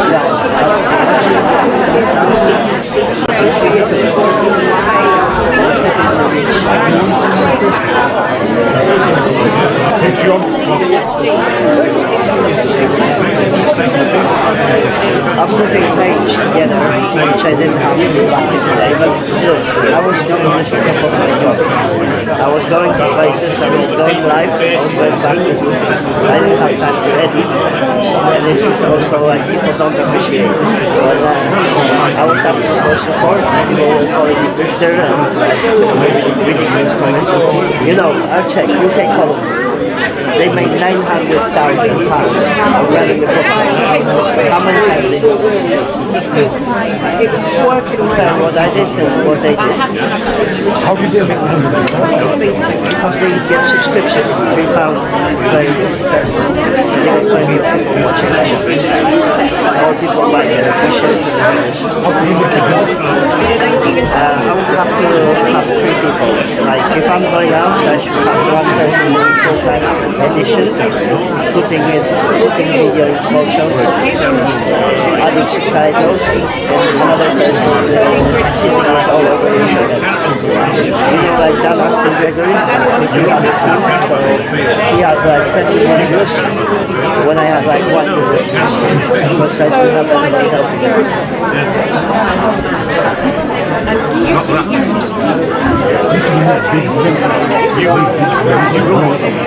This is another thing that people don't understand. It's like, I'm Polish, yeah? I'm not Polos. I don't Polish my peace because we just organize and we keep the communist government in our country. So I'm not like diving in rabbit holes when people are saying this and that. For me it's ridiculous. Okay, it doesn't matter. We know who the enemy is. Why we not organizing? I don't understand how come we could have million people in the city of London and no political movement out of that. And I said, even think, last year I didn't even know the word drifter, yeah? I've been called drifter because I said, listen, there's a million of us at least. I would say there's 10 million of us because only ever 10% of people do something. So there's possibly there's 10 million people who don't want tyranny in the country, yeah? How many people live in the job? 18 million? So I would say 10 million is adult people with financial capacity. So I say, we donate 10 quid each, yeah? Nobody will feel it. Even if you don't want to, you want to, but we got now plenty of time to operate things like this. This is the next downside, independent media, independent political party. No, you agree. Like what the fuck is what is the solution? And then okay. Coca-Cola, McDonald's, and they continue to pay taxes there. So which way? Left, right? What's the solution? So 1 million people live. 1 million people do protest live. That's it. I'm not trying to make myself a joke.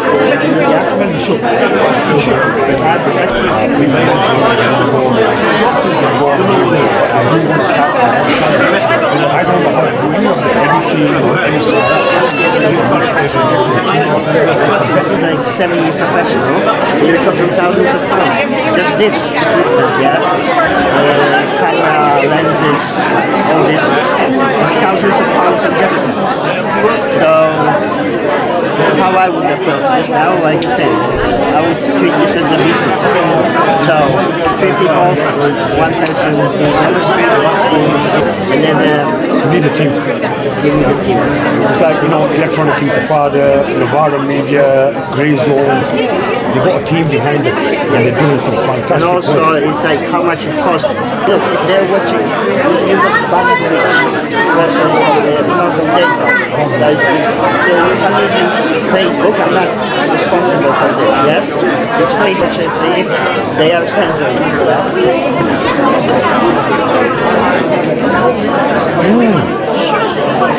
Have you ever tried to collaborate with anybody else? Have asked anybody who wants to come on? Join forces? But I couldn't stop coughing. That was it. Just the summer. Just the late summer last year started clearing. So 2 days after, I was not doses of antibiotics, and I thought, okay, I can't have it. I just started coughing. I thought it's normal. I couldn't stop. How did you know? I was having an attack with never ever used my services, you know, only because I was posting in coffee and they went out with my agency. Yeah? So now I recovered with the business. I know for sure. I learned people are really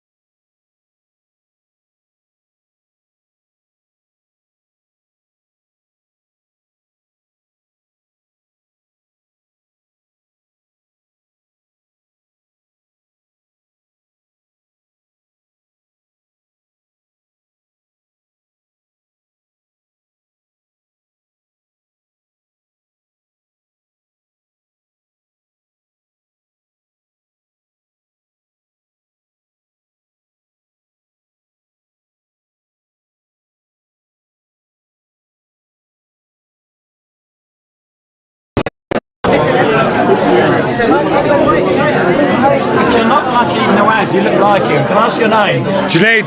Junaid. So you're not much even Nawaz. Is the guy very similar to you? Didn't know us from William. Yeah. William. I don't know where he's from, but he's doing some stuff on my dad's and I'm into a court. Is he the one on loan? I don't know, he's bringing the case forward and I'm a bit concerned the paper he's citing is all sound evidence to me. I'm glad you said that, because I saw it and I've had good heat. Well done you. I tell you what he's trying to do in my opinion. Thank you for that. Right. When he read that paper, I'm feeling biased. Manage what I couldn't find it.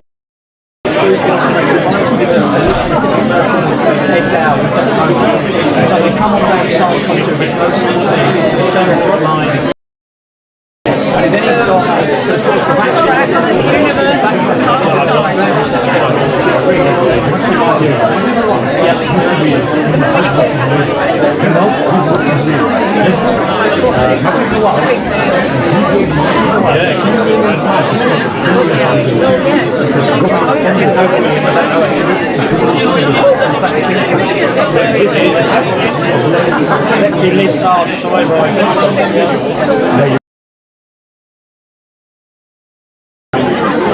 I said that and I got a lot of heat, a lot of people I know, and I said pissed off, there's no scope to do this, and they go, oh, there's 5 reviews, let's get to the issue, what they're going to do, they're going to get case precedent.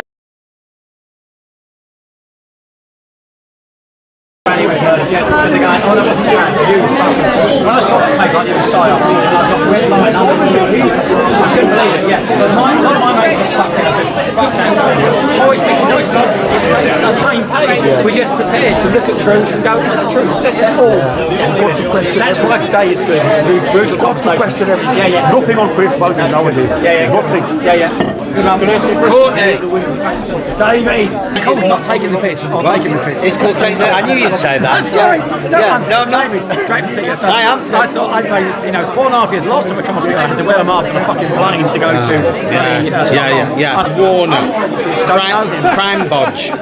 Crimebodge.co.uk. Yeah, Rob Warner. Sue the police, that's right. Oh, he does it for fun. He does it for fun. He would. All woke hard. He's Attorney General. And he's like, take that out, take that out. I said to him, he's had 7 drinks. I can't say these better. He's had 7 drinks. Oh my God. Emotional. They go, oh, we don't want that. Here's mother. Remember that, yeah. Very well, thank you.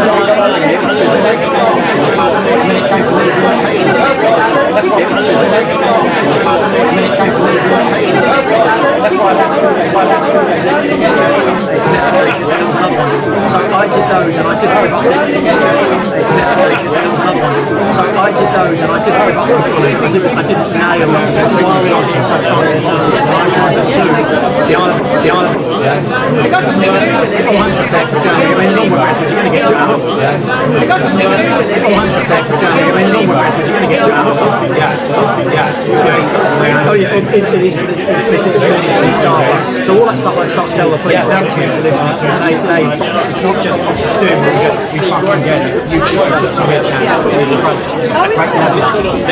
So it's for change, and that's what I want to understand. What I want to understand. It's just a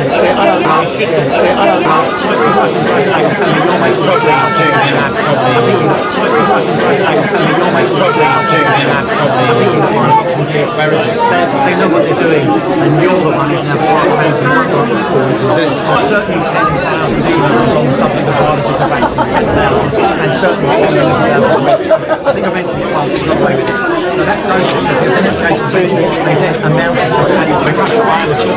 and then it stops saying to by bailiffs who said this is the worst case of sport, without saying, without the individual actually approaching the woman or having a mobile number or going to the home, who the people are. And that gets called, that's my third notice.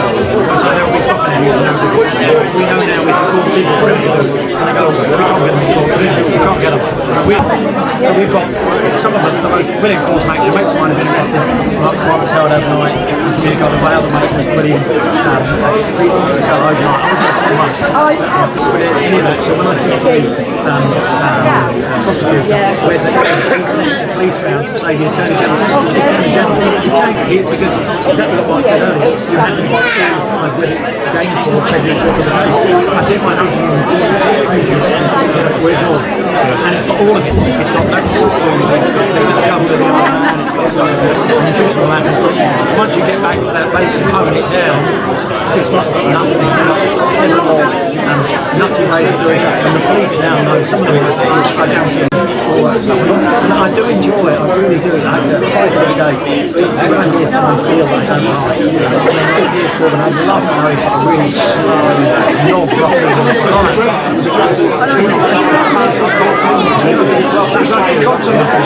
Judy got the massive reveal second how long Judy got the massive reveal more than anything for a very long time. And I said, look, you've got a bracelet on her tag. It's told, if you don't want to be shredded, come and clean it, or just put the truth out. Just look at me, I said, you'll get time and I'm sure this guy, you get it. You get like the bar, you see the sport. No, I don't want to see any more of that. Can we play that? Look at the cock on that. Where have you seen her? That's what social is offering. Yeah. You've got like Harry Styles, he's in like a girl dress. Appalling. What these people must have done is even kids in their home, I'm going to get myself social and they're going to do this fucker. We've gone well. Excellent, he says, you deserve a no. Yeah, oh, there's loads of I know this. My mate has got torn up the fuck, AK-47 block. To make a chemical scan. Is anyone banging on my door? And normal, rational, software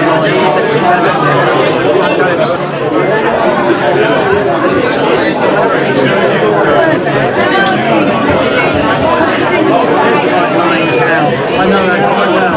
She's going to bury me inside. Salvador is clear. Guernsey I can't put my out 7 out of 5 regions. Make my house right away when I have a mentor. And I thought, yeah, interesting. It's a shit. So 20 years max playing, taking the back and forth to me. That's very simple. I'm not running a shop. And you don't have anything in this right. Now, I've got the race course. 17 years head of respect. CABI race shop. Normally race shop. Friends. No, I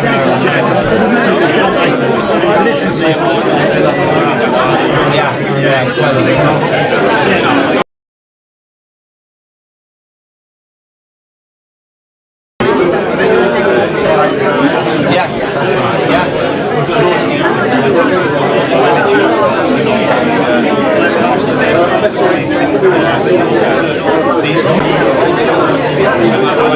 We're not close.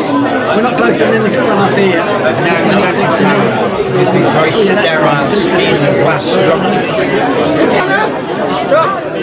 Yeah, I think that would be a quick kill. That would be a quick kill. You know, no, I enjoy it. I've seen no hot tub. I've had blood, but please don't mention it. If your dad listened to you, you murdered him. Have a good day. About 25,000. They want to shit around here, come over Gettysburg and really live right now. Yeah. Then we'll change back to Charlie and well, no, I need to be.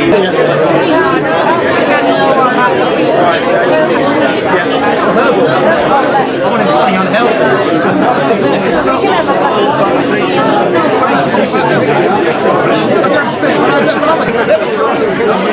And Leroy, who got 18 years old, he come up to the stadium, and there's an Indian guy who's got 11.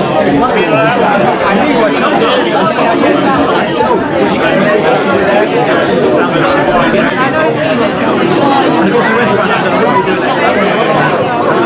Okay, the bingo starts in 5 minutes, folks. Get your cards ready.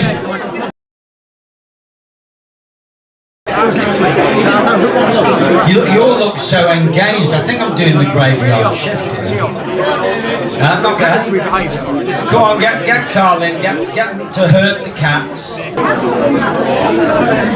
Get them to hurt the cats.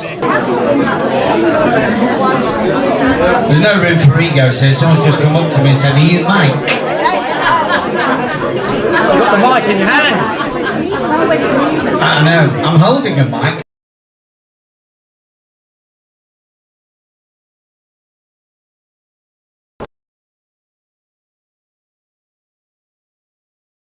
And this is a clue to what I'm about to do to you.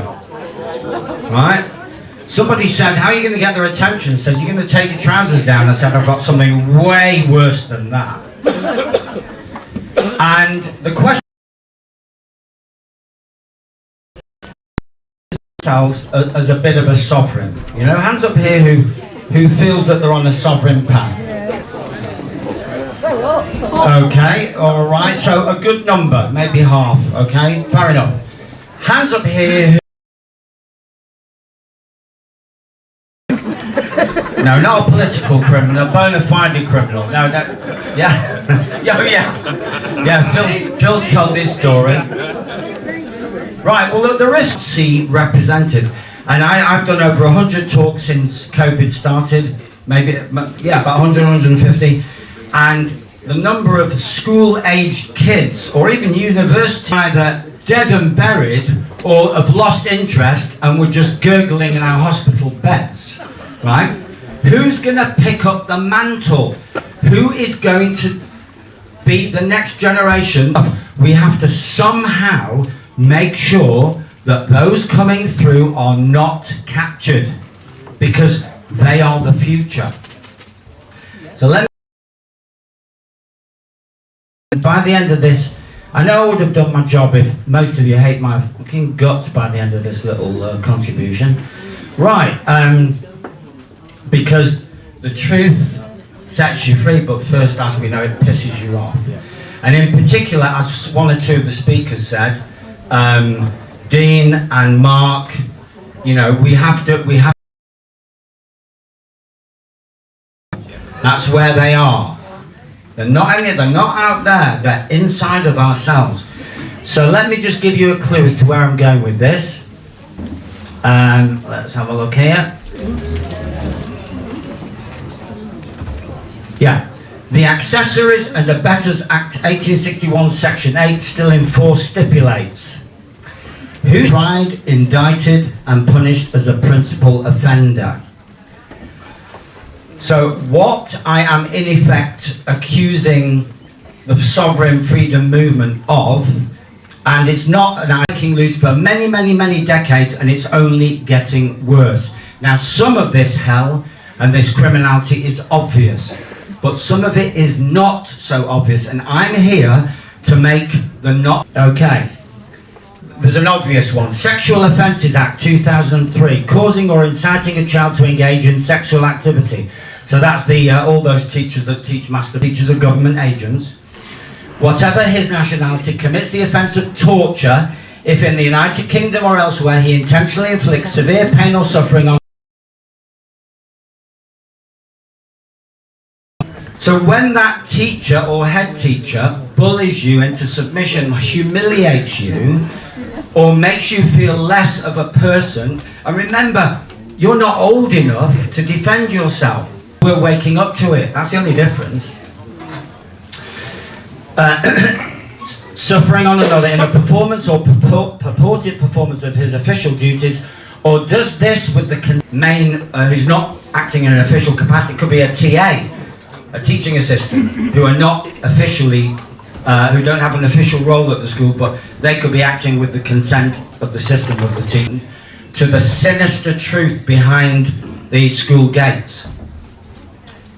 And one example, there's so many, one teacher pinned a boy to the wall and screamed at 2015 section 1 as defined in section 3 subsection 5, criminal exploitation. Now, for those of you who've seen my school protection card, has anyone seen that? Yeah, that's being used successfully in the class. Our lack of attitude that saw us steamrolled when we were younger. Yes? We need the boys and girls now coming through to be arsey, even narcissistic, that will save humanity. The opposite is groupthink, where you roll over because you don't want to be seen to be different.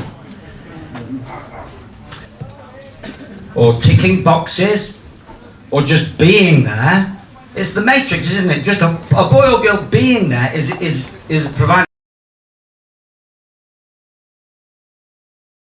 to another using force, threats or deception. Well, back in the day it was force, corporal punishment, but these days it's more threats and deception. But it doesn't matter, it's still slavery.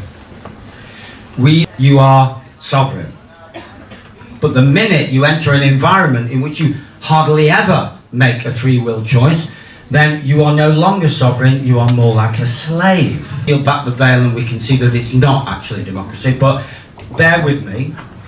Let's assume for 1 minute that it is a form of democracy. You're in a democracy from the age of 5 to 17, you weren't in a democracy. How many democratic schools are there in this country? 1? 2? I think that didn't quite come out right. Actually, no, fuck it, I'll stick with that. On the hands of one finger. Right? So, you can stop excusing the system for the evils that it perpetrates. And whereas to a large degree I accept what Marc Horn says and I agree with him, that the poisoned, sabotaged, compromised and designed specifically to do harm. So bear in mind that when I mention these you didn't do that. You dropped the boy or girl off and then you went to Sainsbury's. Yeah? Right. Dignity. It rarely does. So most schools are in breach of international convention. That's just for kickoffs. If they're engaged in conspiracy with the 7 serious but non-permanent injury, Offences Against the Person Act 1861, grievous bodily harm, Section 20, serious and permanent injury. So, permanent injury. So, children have been nasal sprayed, or even been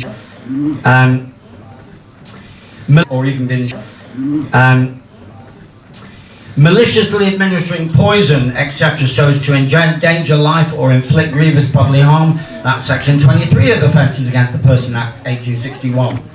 Yuval Harari. Yeah, he endorsed it. Yeah, that's the only thing I would say. He endorsed it. Yeah, that's the only thing I would say. Be careful, you do get that. So children are getting less fresh air, minimum sterilisation. So, minimum sterilisation. So, trespass. If they take your phone off you, now they may sometimes have benevolent reasons. Take your phone off you. Now they may sometimes have benevolent reasons to do that. Misconduct in public office, misfeasance, which is misconduct in public office, misfeasance, which is basically carrying out duties that are harmful to your standing by, and it's good for the system because the system can blame psychopathic, sociopathic parents.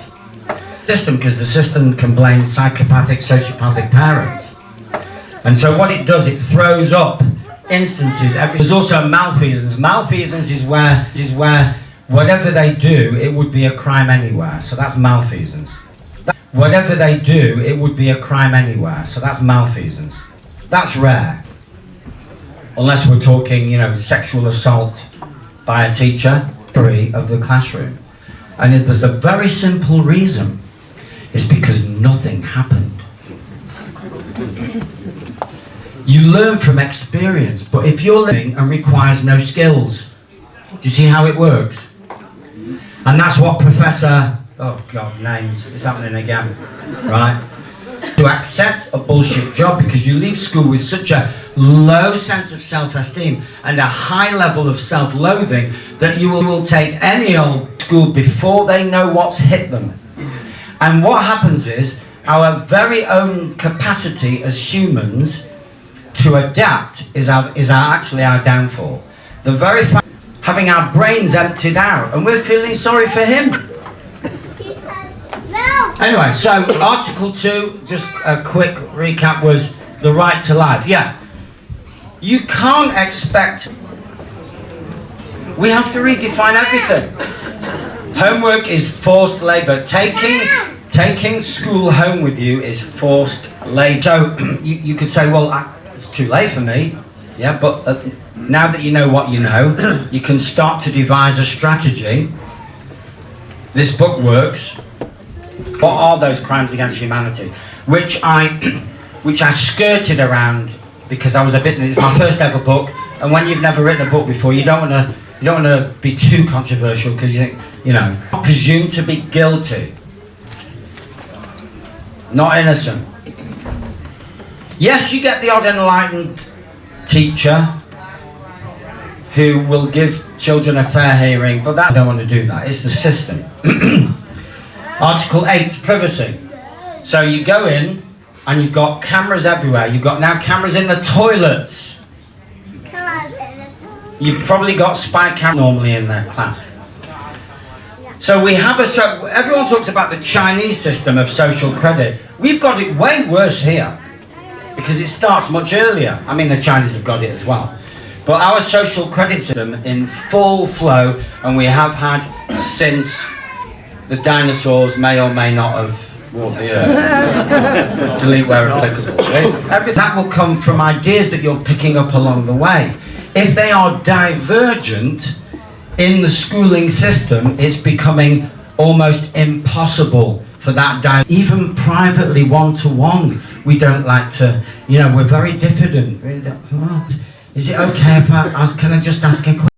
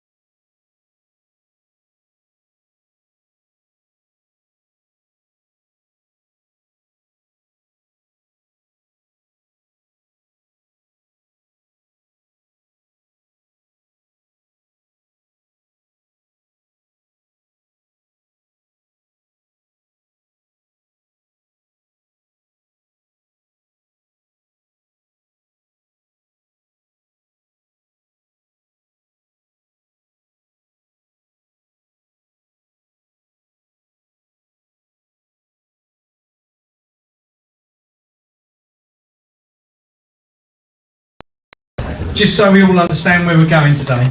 I talk very openly about my concerns of the food system and where it is going and where I think it'll end up. And as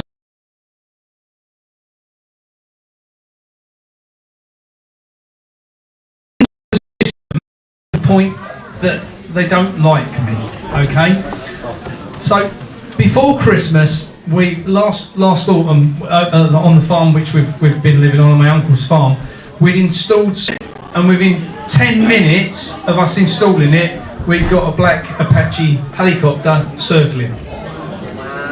And if I went tomorrow, as long as I'm going out with a fight, I'll be happy, right? And before Christmas, I had a phone call. This morning, I'm a bit, it's Christmas, I want to spend some time with the family and that. And the voice says, "So Mr. Byford?" I said, "Speaking." It says, "The bowler hat farmer." Long, the bowler hat's 4 generations deep in farming. And I come to realise that probably within this, say that, and I may like the situation, what I will also say is that I don't think by 2027 the farmers what are farming at the moment more and more and more, because they're being pushed and pushed and pushed and pushed. But what I am seeing is a whole new range of farmers coming through this, and they understand what actually producing food is about. And I think this is really sad to say this, right, coming from a farming community, is that farmers have forgot what they do. They forgot what... Right, that's something I want to do here. Right, my partner Gloria is sitting over there. Go on, Gloria, stand up, darling, give us a wave. Farmers won't accept people want to buy, right, local, seasonal, sustainable, organic food. Right? Now, is it fair for us, knowing how we've been poisoned, what I want to be in a position of doing is every town I go to, I'm posting this on all the farmers' groups, on all their WhatsApp groups, their Facebook groups. Got it? Thank you. Okay, talk to them. And as I go around and I talk to them, and they're like, yeah, but nobody wants to buy that stuff. They're not prepared to pay a bit more for it. They are. They are. Exactly. And the biggest thing what I find is, so I've been living on the family farm. Uncle's just recently died, sadly, and the new management team don't share the same values. He shared the same values as me. He was 100% behind my work. When I first got to the farm, Uncle would say, "You don't want to be growing vegetables." "Oh, yeah, we're going to grow some vegetables on this bit, and it's going to do really well." And I started doing it, we added electroculture, and things grew, and every time you see him, we're putting us back in the soil, we're doing this, and we'll come back to that. Right? But one of the things he always said was, "Yeah, but we grow wheat and barley." Well, here's a problem I have with farming today. So, we come from Suffolk, because here's the problem.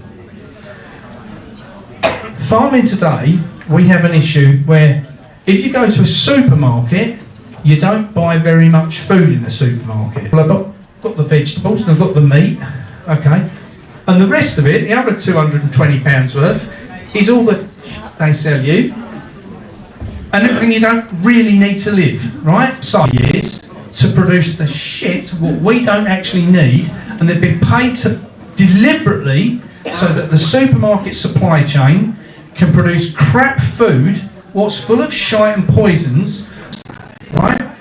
If I give you a classic example, and I'll use this as an example because I know it to be true. So, one of wheat is £90 after everything, if we're lucky, right?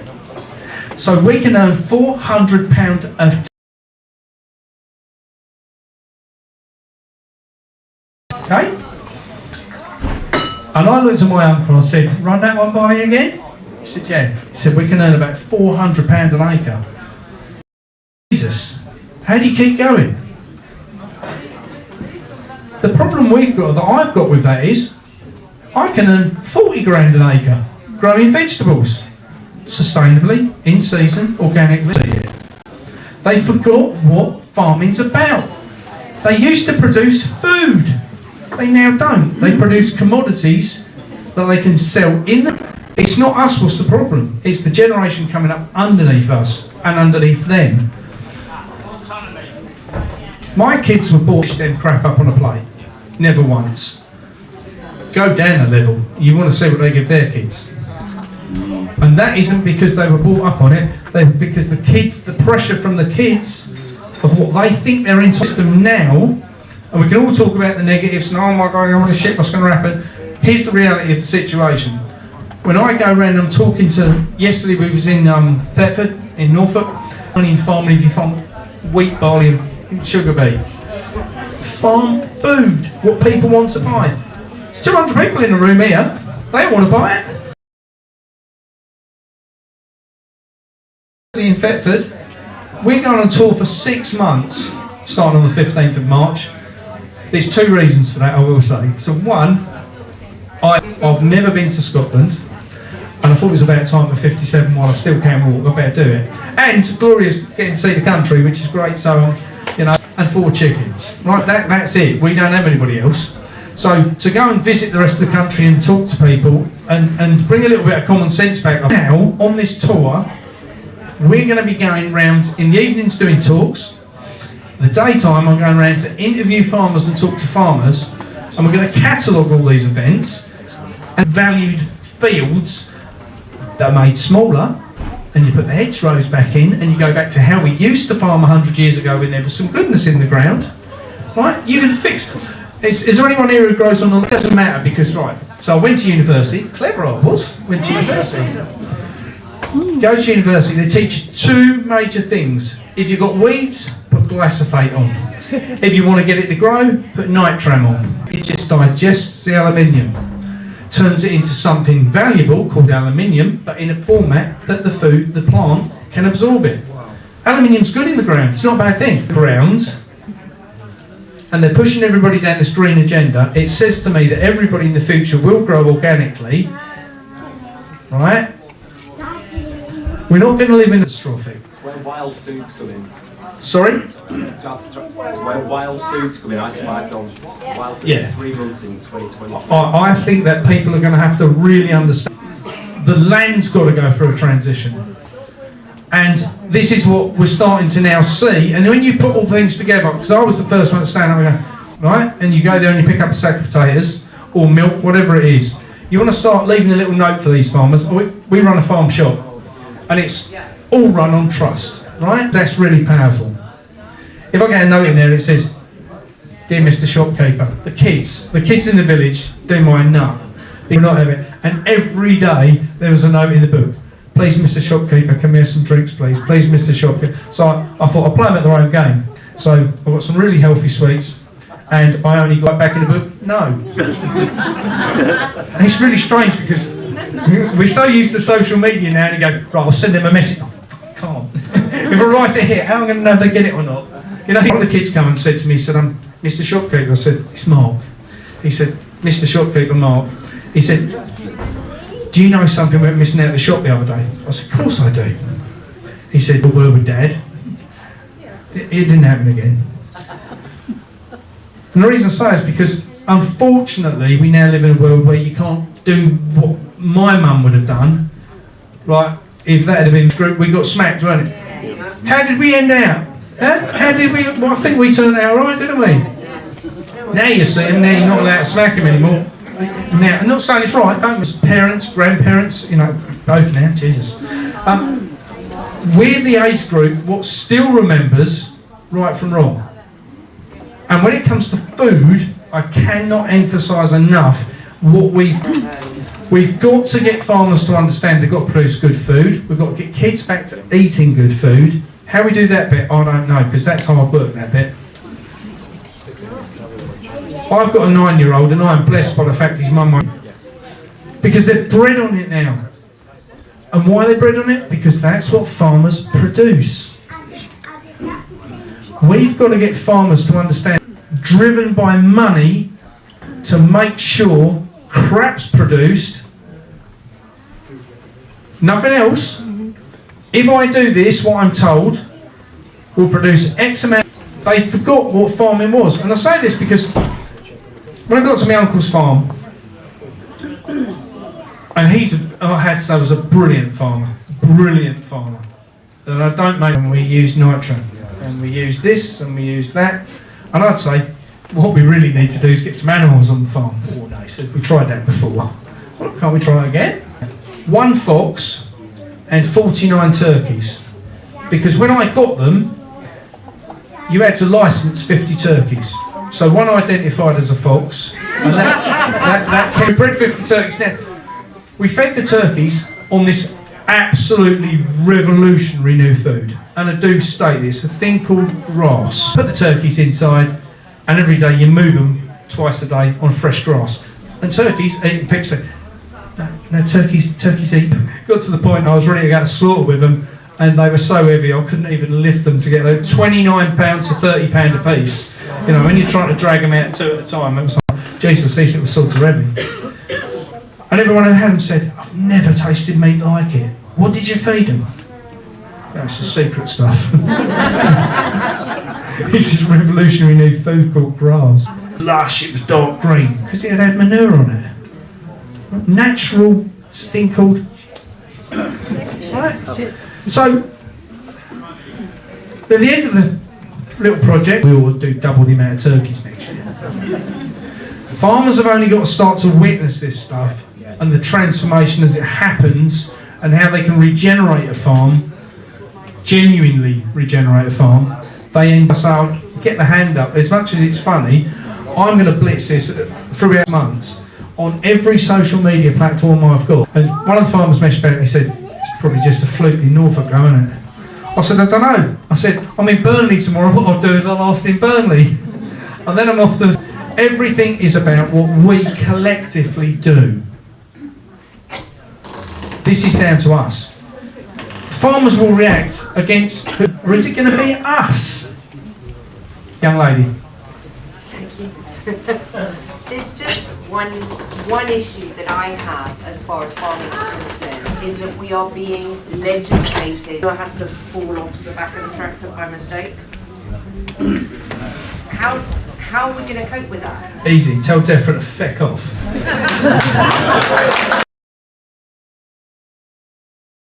Termination of farming and related activities. Yeah, that's exactly what it is. I'm not a great lover of Defra. Defra have billions of pounds every year to back British farming, and they don't. Yeah, right. They don't spend a penny. Whether people like Trump, Kennedy, anybody else, I really don't care. What we are starting to see is with what Doge is doing, they're exposing a lot of what's been going on. And I think get that, and DEFRA will be one of the organisations which will get a kicking over it, I've got to say. Their overreach, and I just say, I don't know how much longer I've got. DEFRA walked in, culled all their birds. They said, oh, you've got bird flu. Well, first thing, have you got a warrant to come on a farm? Because you've got bird flu, culled the 5,000 birds. Someone put up on their behalf the story on a GoFundMe page that raised £22,000 in 24 hours. That says to me that the audience are waking up. People like my mum that went in and had 57 jabs because that was acceptable, despite our son crying at her feet, and please don't go and do this. 3rd jab, not maybe his 5th jab, I don't know, he'd had several. And he was quite poorly. And he got to the point, you know, came home after the last fall and he sat in the chair and he sat there for a couple of nights. She said, I don't think so. She said, but he just give up. And I sat and had a chat with him and I said, what's the matter, Dad? I said, well, and me and my dad for years, and I don't cock, right? I'm happy to accept it.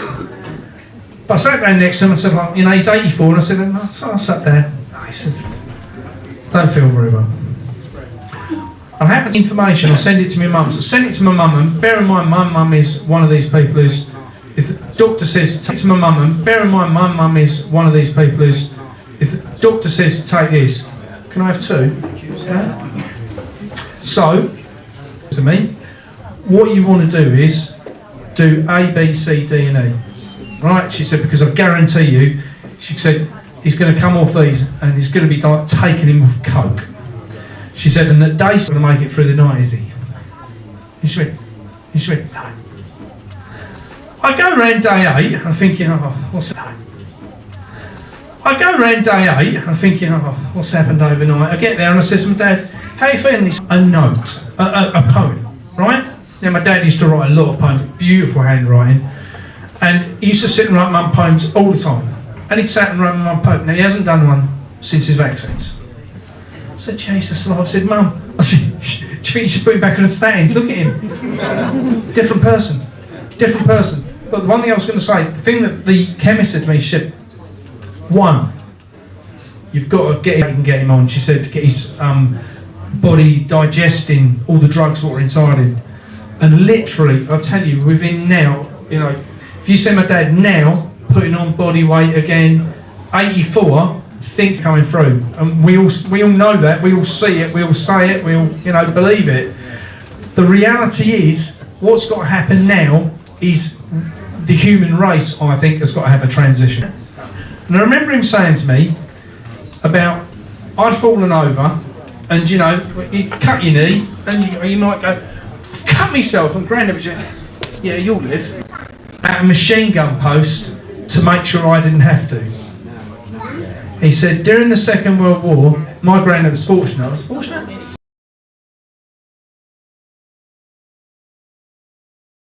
All his brothers and cousins and everything all went to war to make sure we didn't have to. So when my mum and dad came along, to make sure that they never went through that, they gave them everything they could afford to give them. And my mum and dad, they're not allowed to go and get a job, because you can't have a job now when you're a child, because that's child labour.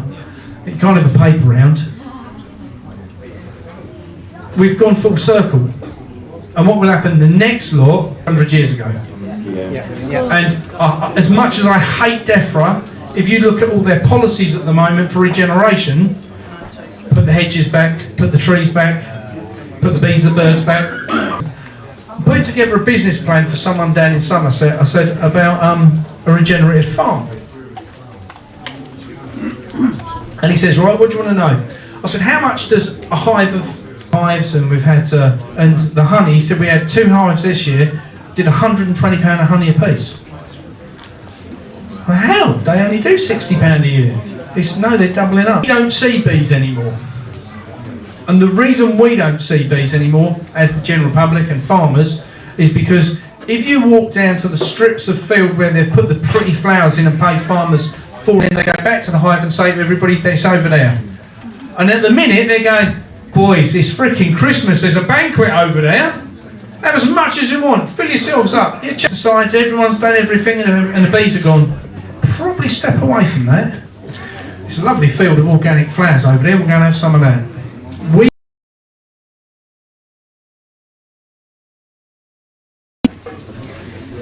Okay? So, on that note, boys and girls, I'm going to go home. Well, Making a beeline. Making a beeline. Carlo!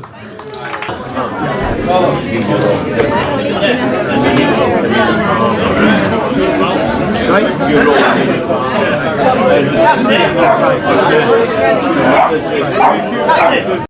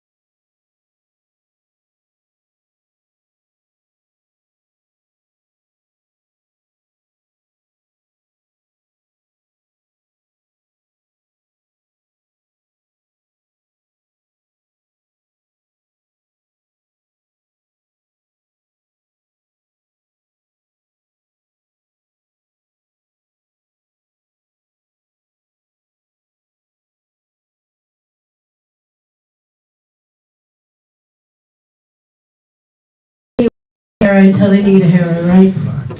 And I think that stands true, very true for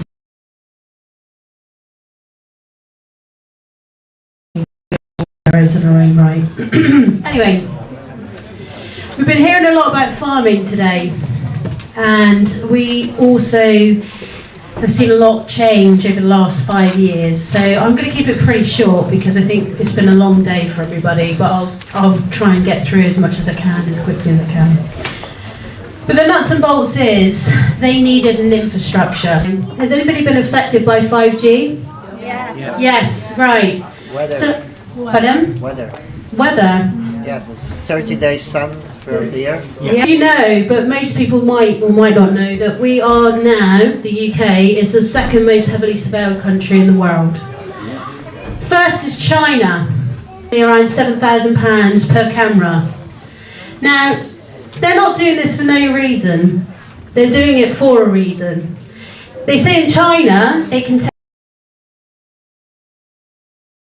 minutes to track down an undesirable.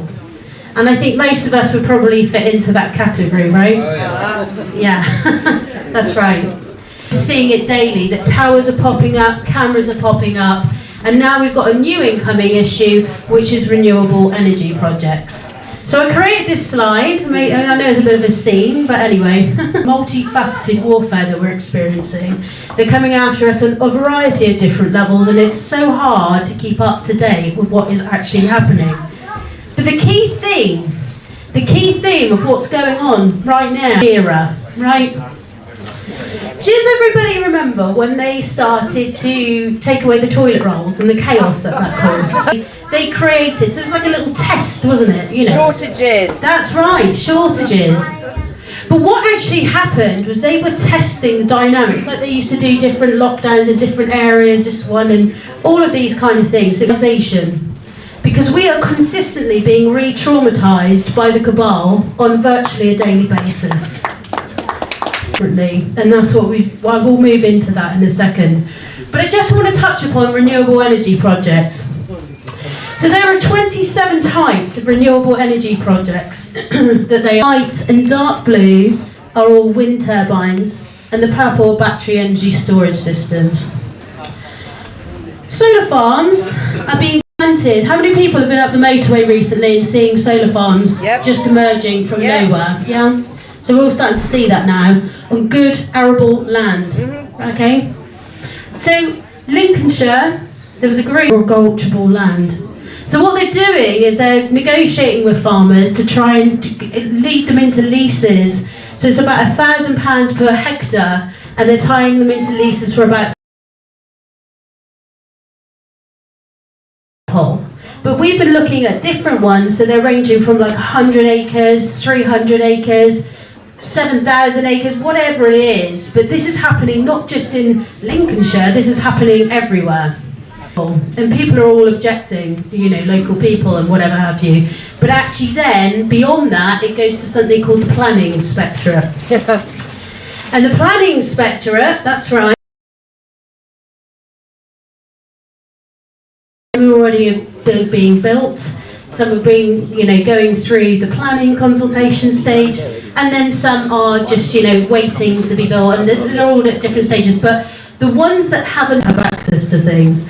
So if we don't have food, we could have chaos in this country, and quite quickly.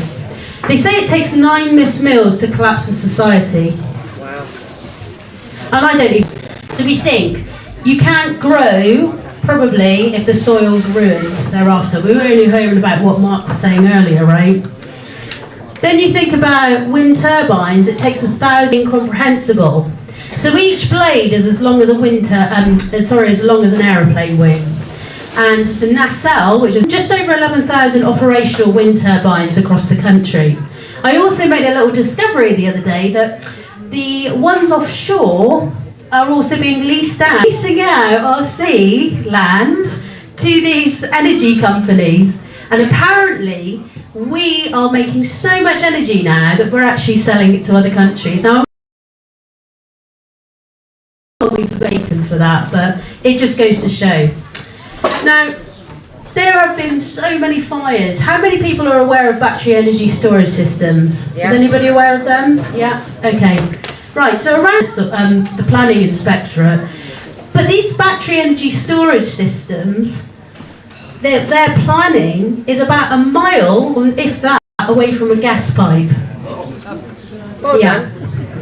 So that's the severity that we're talking about. In 2022, there was a fire that broke out in Liverpool. They want to put all of these things across the country. So that's what we're dealing with, everyone. And that's why I wanted to show people, because I think it's very, very, very important, right? It's as simple as that. And that's what's, I think, their intent, potentially, right? So we cannot let that happen. We just... Whereas our land and our soil, and we say no to this.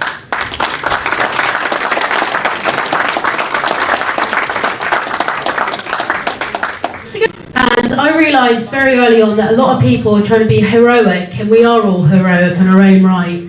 And I thought to myself, do you know what, there's a concern for me here, that the more people we need to bring in the general public. And it's really quite that simple.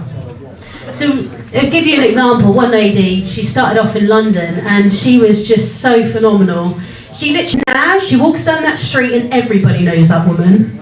She put the whole council on notice as well. You know, it's just amazing what some of the people have done. She's tall, higher than me, right? I know I'm not that tall, but anyway. Not too hard to achieve, but you know, but still, right? Not doing that, basically, right? Which I thought was amazing. It's amazing to show that people don't actually want these things. What it is a lot of the time, held down and they conform to this agenda. Whether that's with, you know, like council tax, people are now worrying about how they're going to pay their bills. So it's a prime opportunity for people like you and I, these things on your doorstep. It's a really good way to start galvanising people. I've even got there's a lady down in Leeds who's pushing back against an oak tree, and I think they're probably trying to cut down the oak tree because what they want to do is say no. But what that's doing is that's igniting a community again.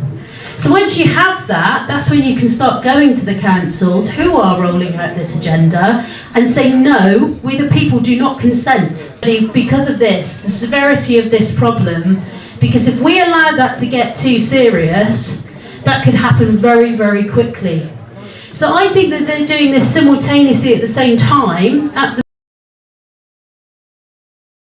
If there's a new virus, they can lock us down. Same strategy as with COVID, they locked us down and we started seeing all these new things just popping up, 5G towers, and nobody knew what they were. Who's running the Accrington Residents Association, I said to him, I said, look, we need to make this as public as possible. Just get it out there, get it to the paper. So we have this evening, because I appreciate it's been a very long day. So I just want to say thank you to Carlo for arranging the whole day. Yes. Okay. So, help please. A new mast with 5G, we lost. We appealed to the council, we went through the whole planning thing, it went to the planning the committee people that you're talking about. Yeah. He does that, he gets about 80% of the planning stock as it's at the beginning. It's about doing it before it goes up. Yeah, I know Ian, I do know Ian. Yeah, oh yeah, I've known him for years. It is about those connections, isn't it? It's about those connections, because here we were in posh stockbrokers Surrey. Yeah, we to the address, the name, what do you need from people? Well, we've got a whole strategy about it. So we've got two strategies about 5G, stopping 5G. But I can show you. I'll show you something afterwards. I'll show you something. Just put one up on at the end of my street. We're just starting it now. We've got the yellow covers right there. Yeah. Probably going to build it. And they will. They will. They've just done it. They will. They've just done it. Yeah. But because what this is doing, and a lot of people don't realise. They got it. They haven't. I've asked planning people that are fighting it. So yeah, right. So yes, I can help you with that, and that's what we do all the time. So yeah, no problem. Yeah. I think it's T's and you're 1972 and you're 1688 and you get there, you just steamroll. I'm not saying to give up.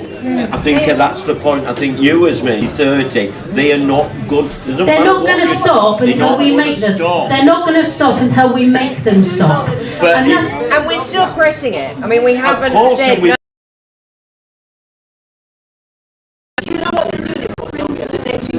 And access. So basically, I'll explain to you. Data collecting data. Yeah, but it goes worse than that. I'll tell you a little bit about 5G, the infrastructure. 5G is the kingpin of holding the whole thing together, right? Okay. So why we've had our roads dug up? Does anybody actually really understand why we've had data much quicker? So in order to catch us undesirables, right, they will then need that data transference to be a lot quicker. So that's why they need it to go cables to then up to the LED street lights, which is obviously burning the retinas of your eyes, by the way. So for those people that can't drive their car properly at night, that is because the LED street lights are burning the retinas of your eyes. So with that as well, it gets worse because they are also looking at putting the Internet of Underground things. Now, the Internet of Underground things, they can have that in farms. Now, at the moment, we don't actually, this is one thing I forgot to mention that is really important before it actually comes into being. Issue. Because that will then mean that we're surveilled 24/7, no privacy, and they will be able to track us down. So, how will they be able to bring drones into being? Because this is very important and a lot of people don't know. So smart poles will enable drone technology, and I'll tell you exactly why. So smart climate crisis, you know, if there's one in your local area, but not just that. They have surveillance cameras, which have been of no surprise to anybody, but they will also have drone charging facilities. Now those drone charging, then obviously it can then carry on and fly.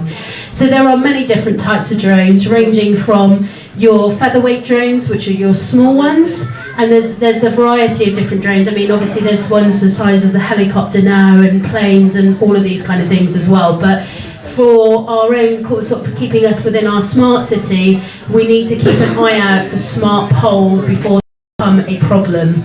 Like I said, at the moment they're not that much of a problem, but they could easily become. And I think that if we did go into another lockdown situation, that is when they'd roll out smart poles. A smart pole is essentially like an adaptation to the rest of the smart city infrastructure. So they are planning to keep their smart city rollout should be completed by March 2025. That's how close we are. There's a whole variety of them. Have a look on the internet. Just type in. I know. And that's why when Marc was saying about they want to do, I think what they're trying to do in some parts of the motorway is like building in checkpoints, because obviously that will interlink with devolution, and devolution is obviously what they are planning on doing with having their mayors, and their mayors will have different laws around in different pockets of the country, so they could just create whatever rules and things that they want. So now obviously that we're moving into this artificial intelligence kind of realm, we're so fine, we've got such a fine line here, that what will happen, what they're trying to make happen, is to advance the digitalisation of everything, as we know. But that's not just the Internet of Things, they want to move on to the Internet of Bodies, all of this sort of stuff. We know this agenda, transhumanism and all of that sort of jazz, but yes. I don't want to interrupt, you said but, so carry on. Oh yeah, I can't, I've lost my train of thought now, but I did have something really important to say, because I just can't remember it. I mean, there's one thing I think that every single one of us need to remember, that it takes people to do what these people are doing to us. So for every ULEZ camera that goes up, someone in this room knows someone that is putting those cameras up. Yeah. It's not Sadiq Khan that is our enemy. Yes. Our enemy is within. Yeah. It's us. It's the person we sit down in the pub with. Yeah. Yeah. Because they know what they're doing, don't they? And they're now Oh, getting but they're bodyguards. just doing their job, mate. But they're now going with bodyguards now as well. Have you seen? They're going with bodyguards, protected. Sorry. No, don't worry. That's really interesting. It doesn't surprise me. I mean, they absolutely hate me when they come to my area, because they know I'm out there. But you know, just if anybody does see anybody doing any works, there's a couple things that you can actually ask for. So you can actually, number one, you can ask them to see their permit. Yeah. What a lot of councils are doing is they're doing everything under the guise of an emergency, and what that means is they seem, the councils are trying to say that they don't have to give you all of the, you know, let you know and make you aware of all of these things because it's an emergency that's come from nowhere and they just shut off the road and quickly. So what you can do is that is an option. There's something called One Network, where you can have a look to see if those works in your area were authorised. And Claire Dyer's taught me that, so thank you, Claire. But there is another thing. Now, if anybody has any smart technology rollout that's going to be infringing on their land, air and water, their property, their demise, you can also ask to see if they've got a way leave agreement. Now, a way leave agreement will be between the landowner and the telecommunications company. That's right, yeah. So usually they don't have that information. You'll be surprised to know. But we... But anyway, so I said, just try this and this, and just say this and this, and anyway, we did stop it. We did stop it because of that. So you can push back, but it's just galvanise people in your local community about a topic, whether it's the tree in Leeds with the lady with the tree in Leeds, or whether it's, you know, you've got a solar farm going up there. People are absolutely up and up, where they can just go and deliver leaflets like what we've done with stopping loads of 5G towers and stuff like that. But then they can go onto the website and watch our new film so that they can be educated about it. I actually showed this film, funnily enough. We had a meeting down in North Devon. The North Devon Residents Association had a meeting, and we played this film. And funnily enough, because we're having different meetings of different, you know, people in their local areas in different parts of the country, and we played our film to these people, and there was a councillor, the head of planning from North Devon, head of planning he was, and he watched my films. This councillor came because he was just intrigued, and he watched the film and he said, oh my god, that film needs to be seen by everyone everywhere. I didn't realise that was the emergency. So I think it shuddered to him, to the core of him, what was really actually happening. So yeah, the film hopefully will be out soon. So yeah, anyway, that's enough from me, but thank you very much. Well done.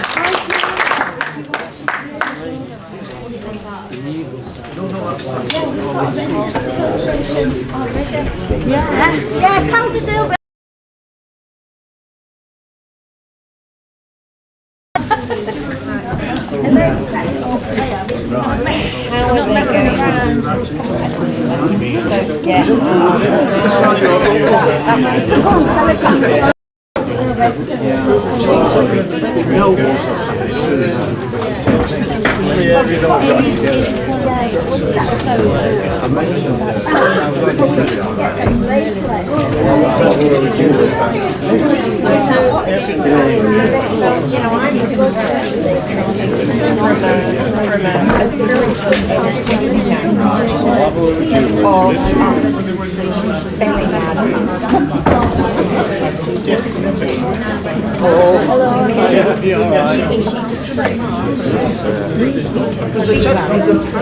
One of my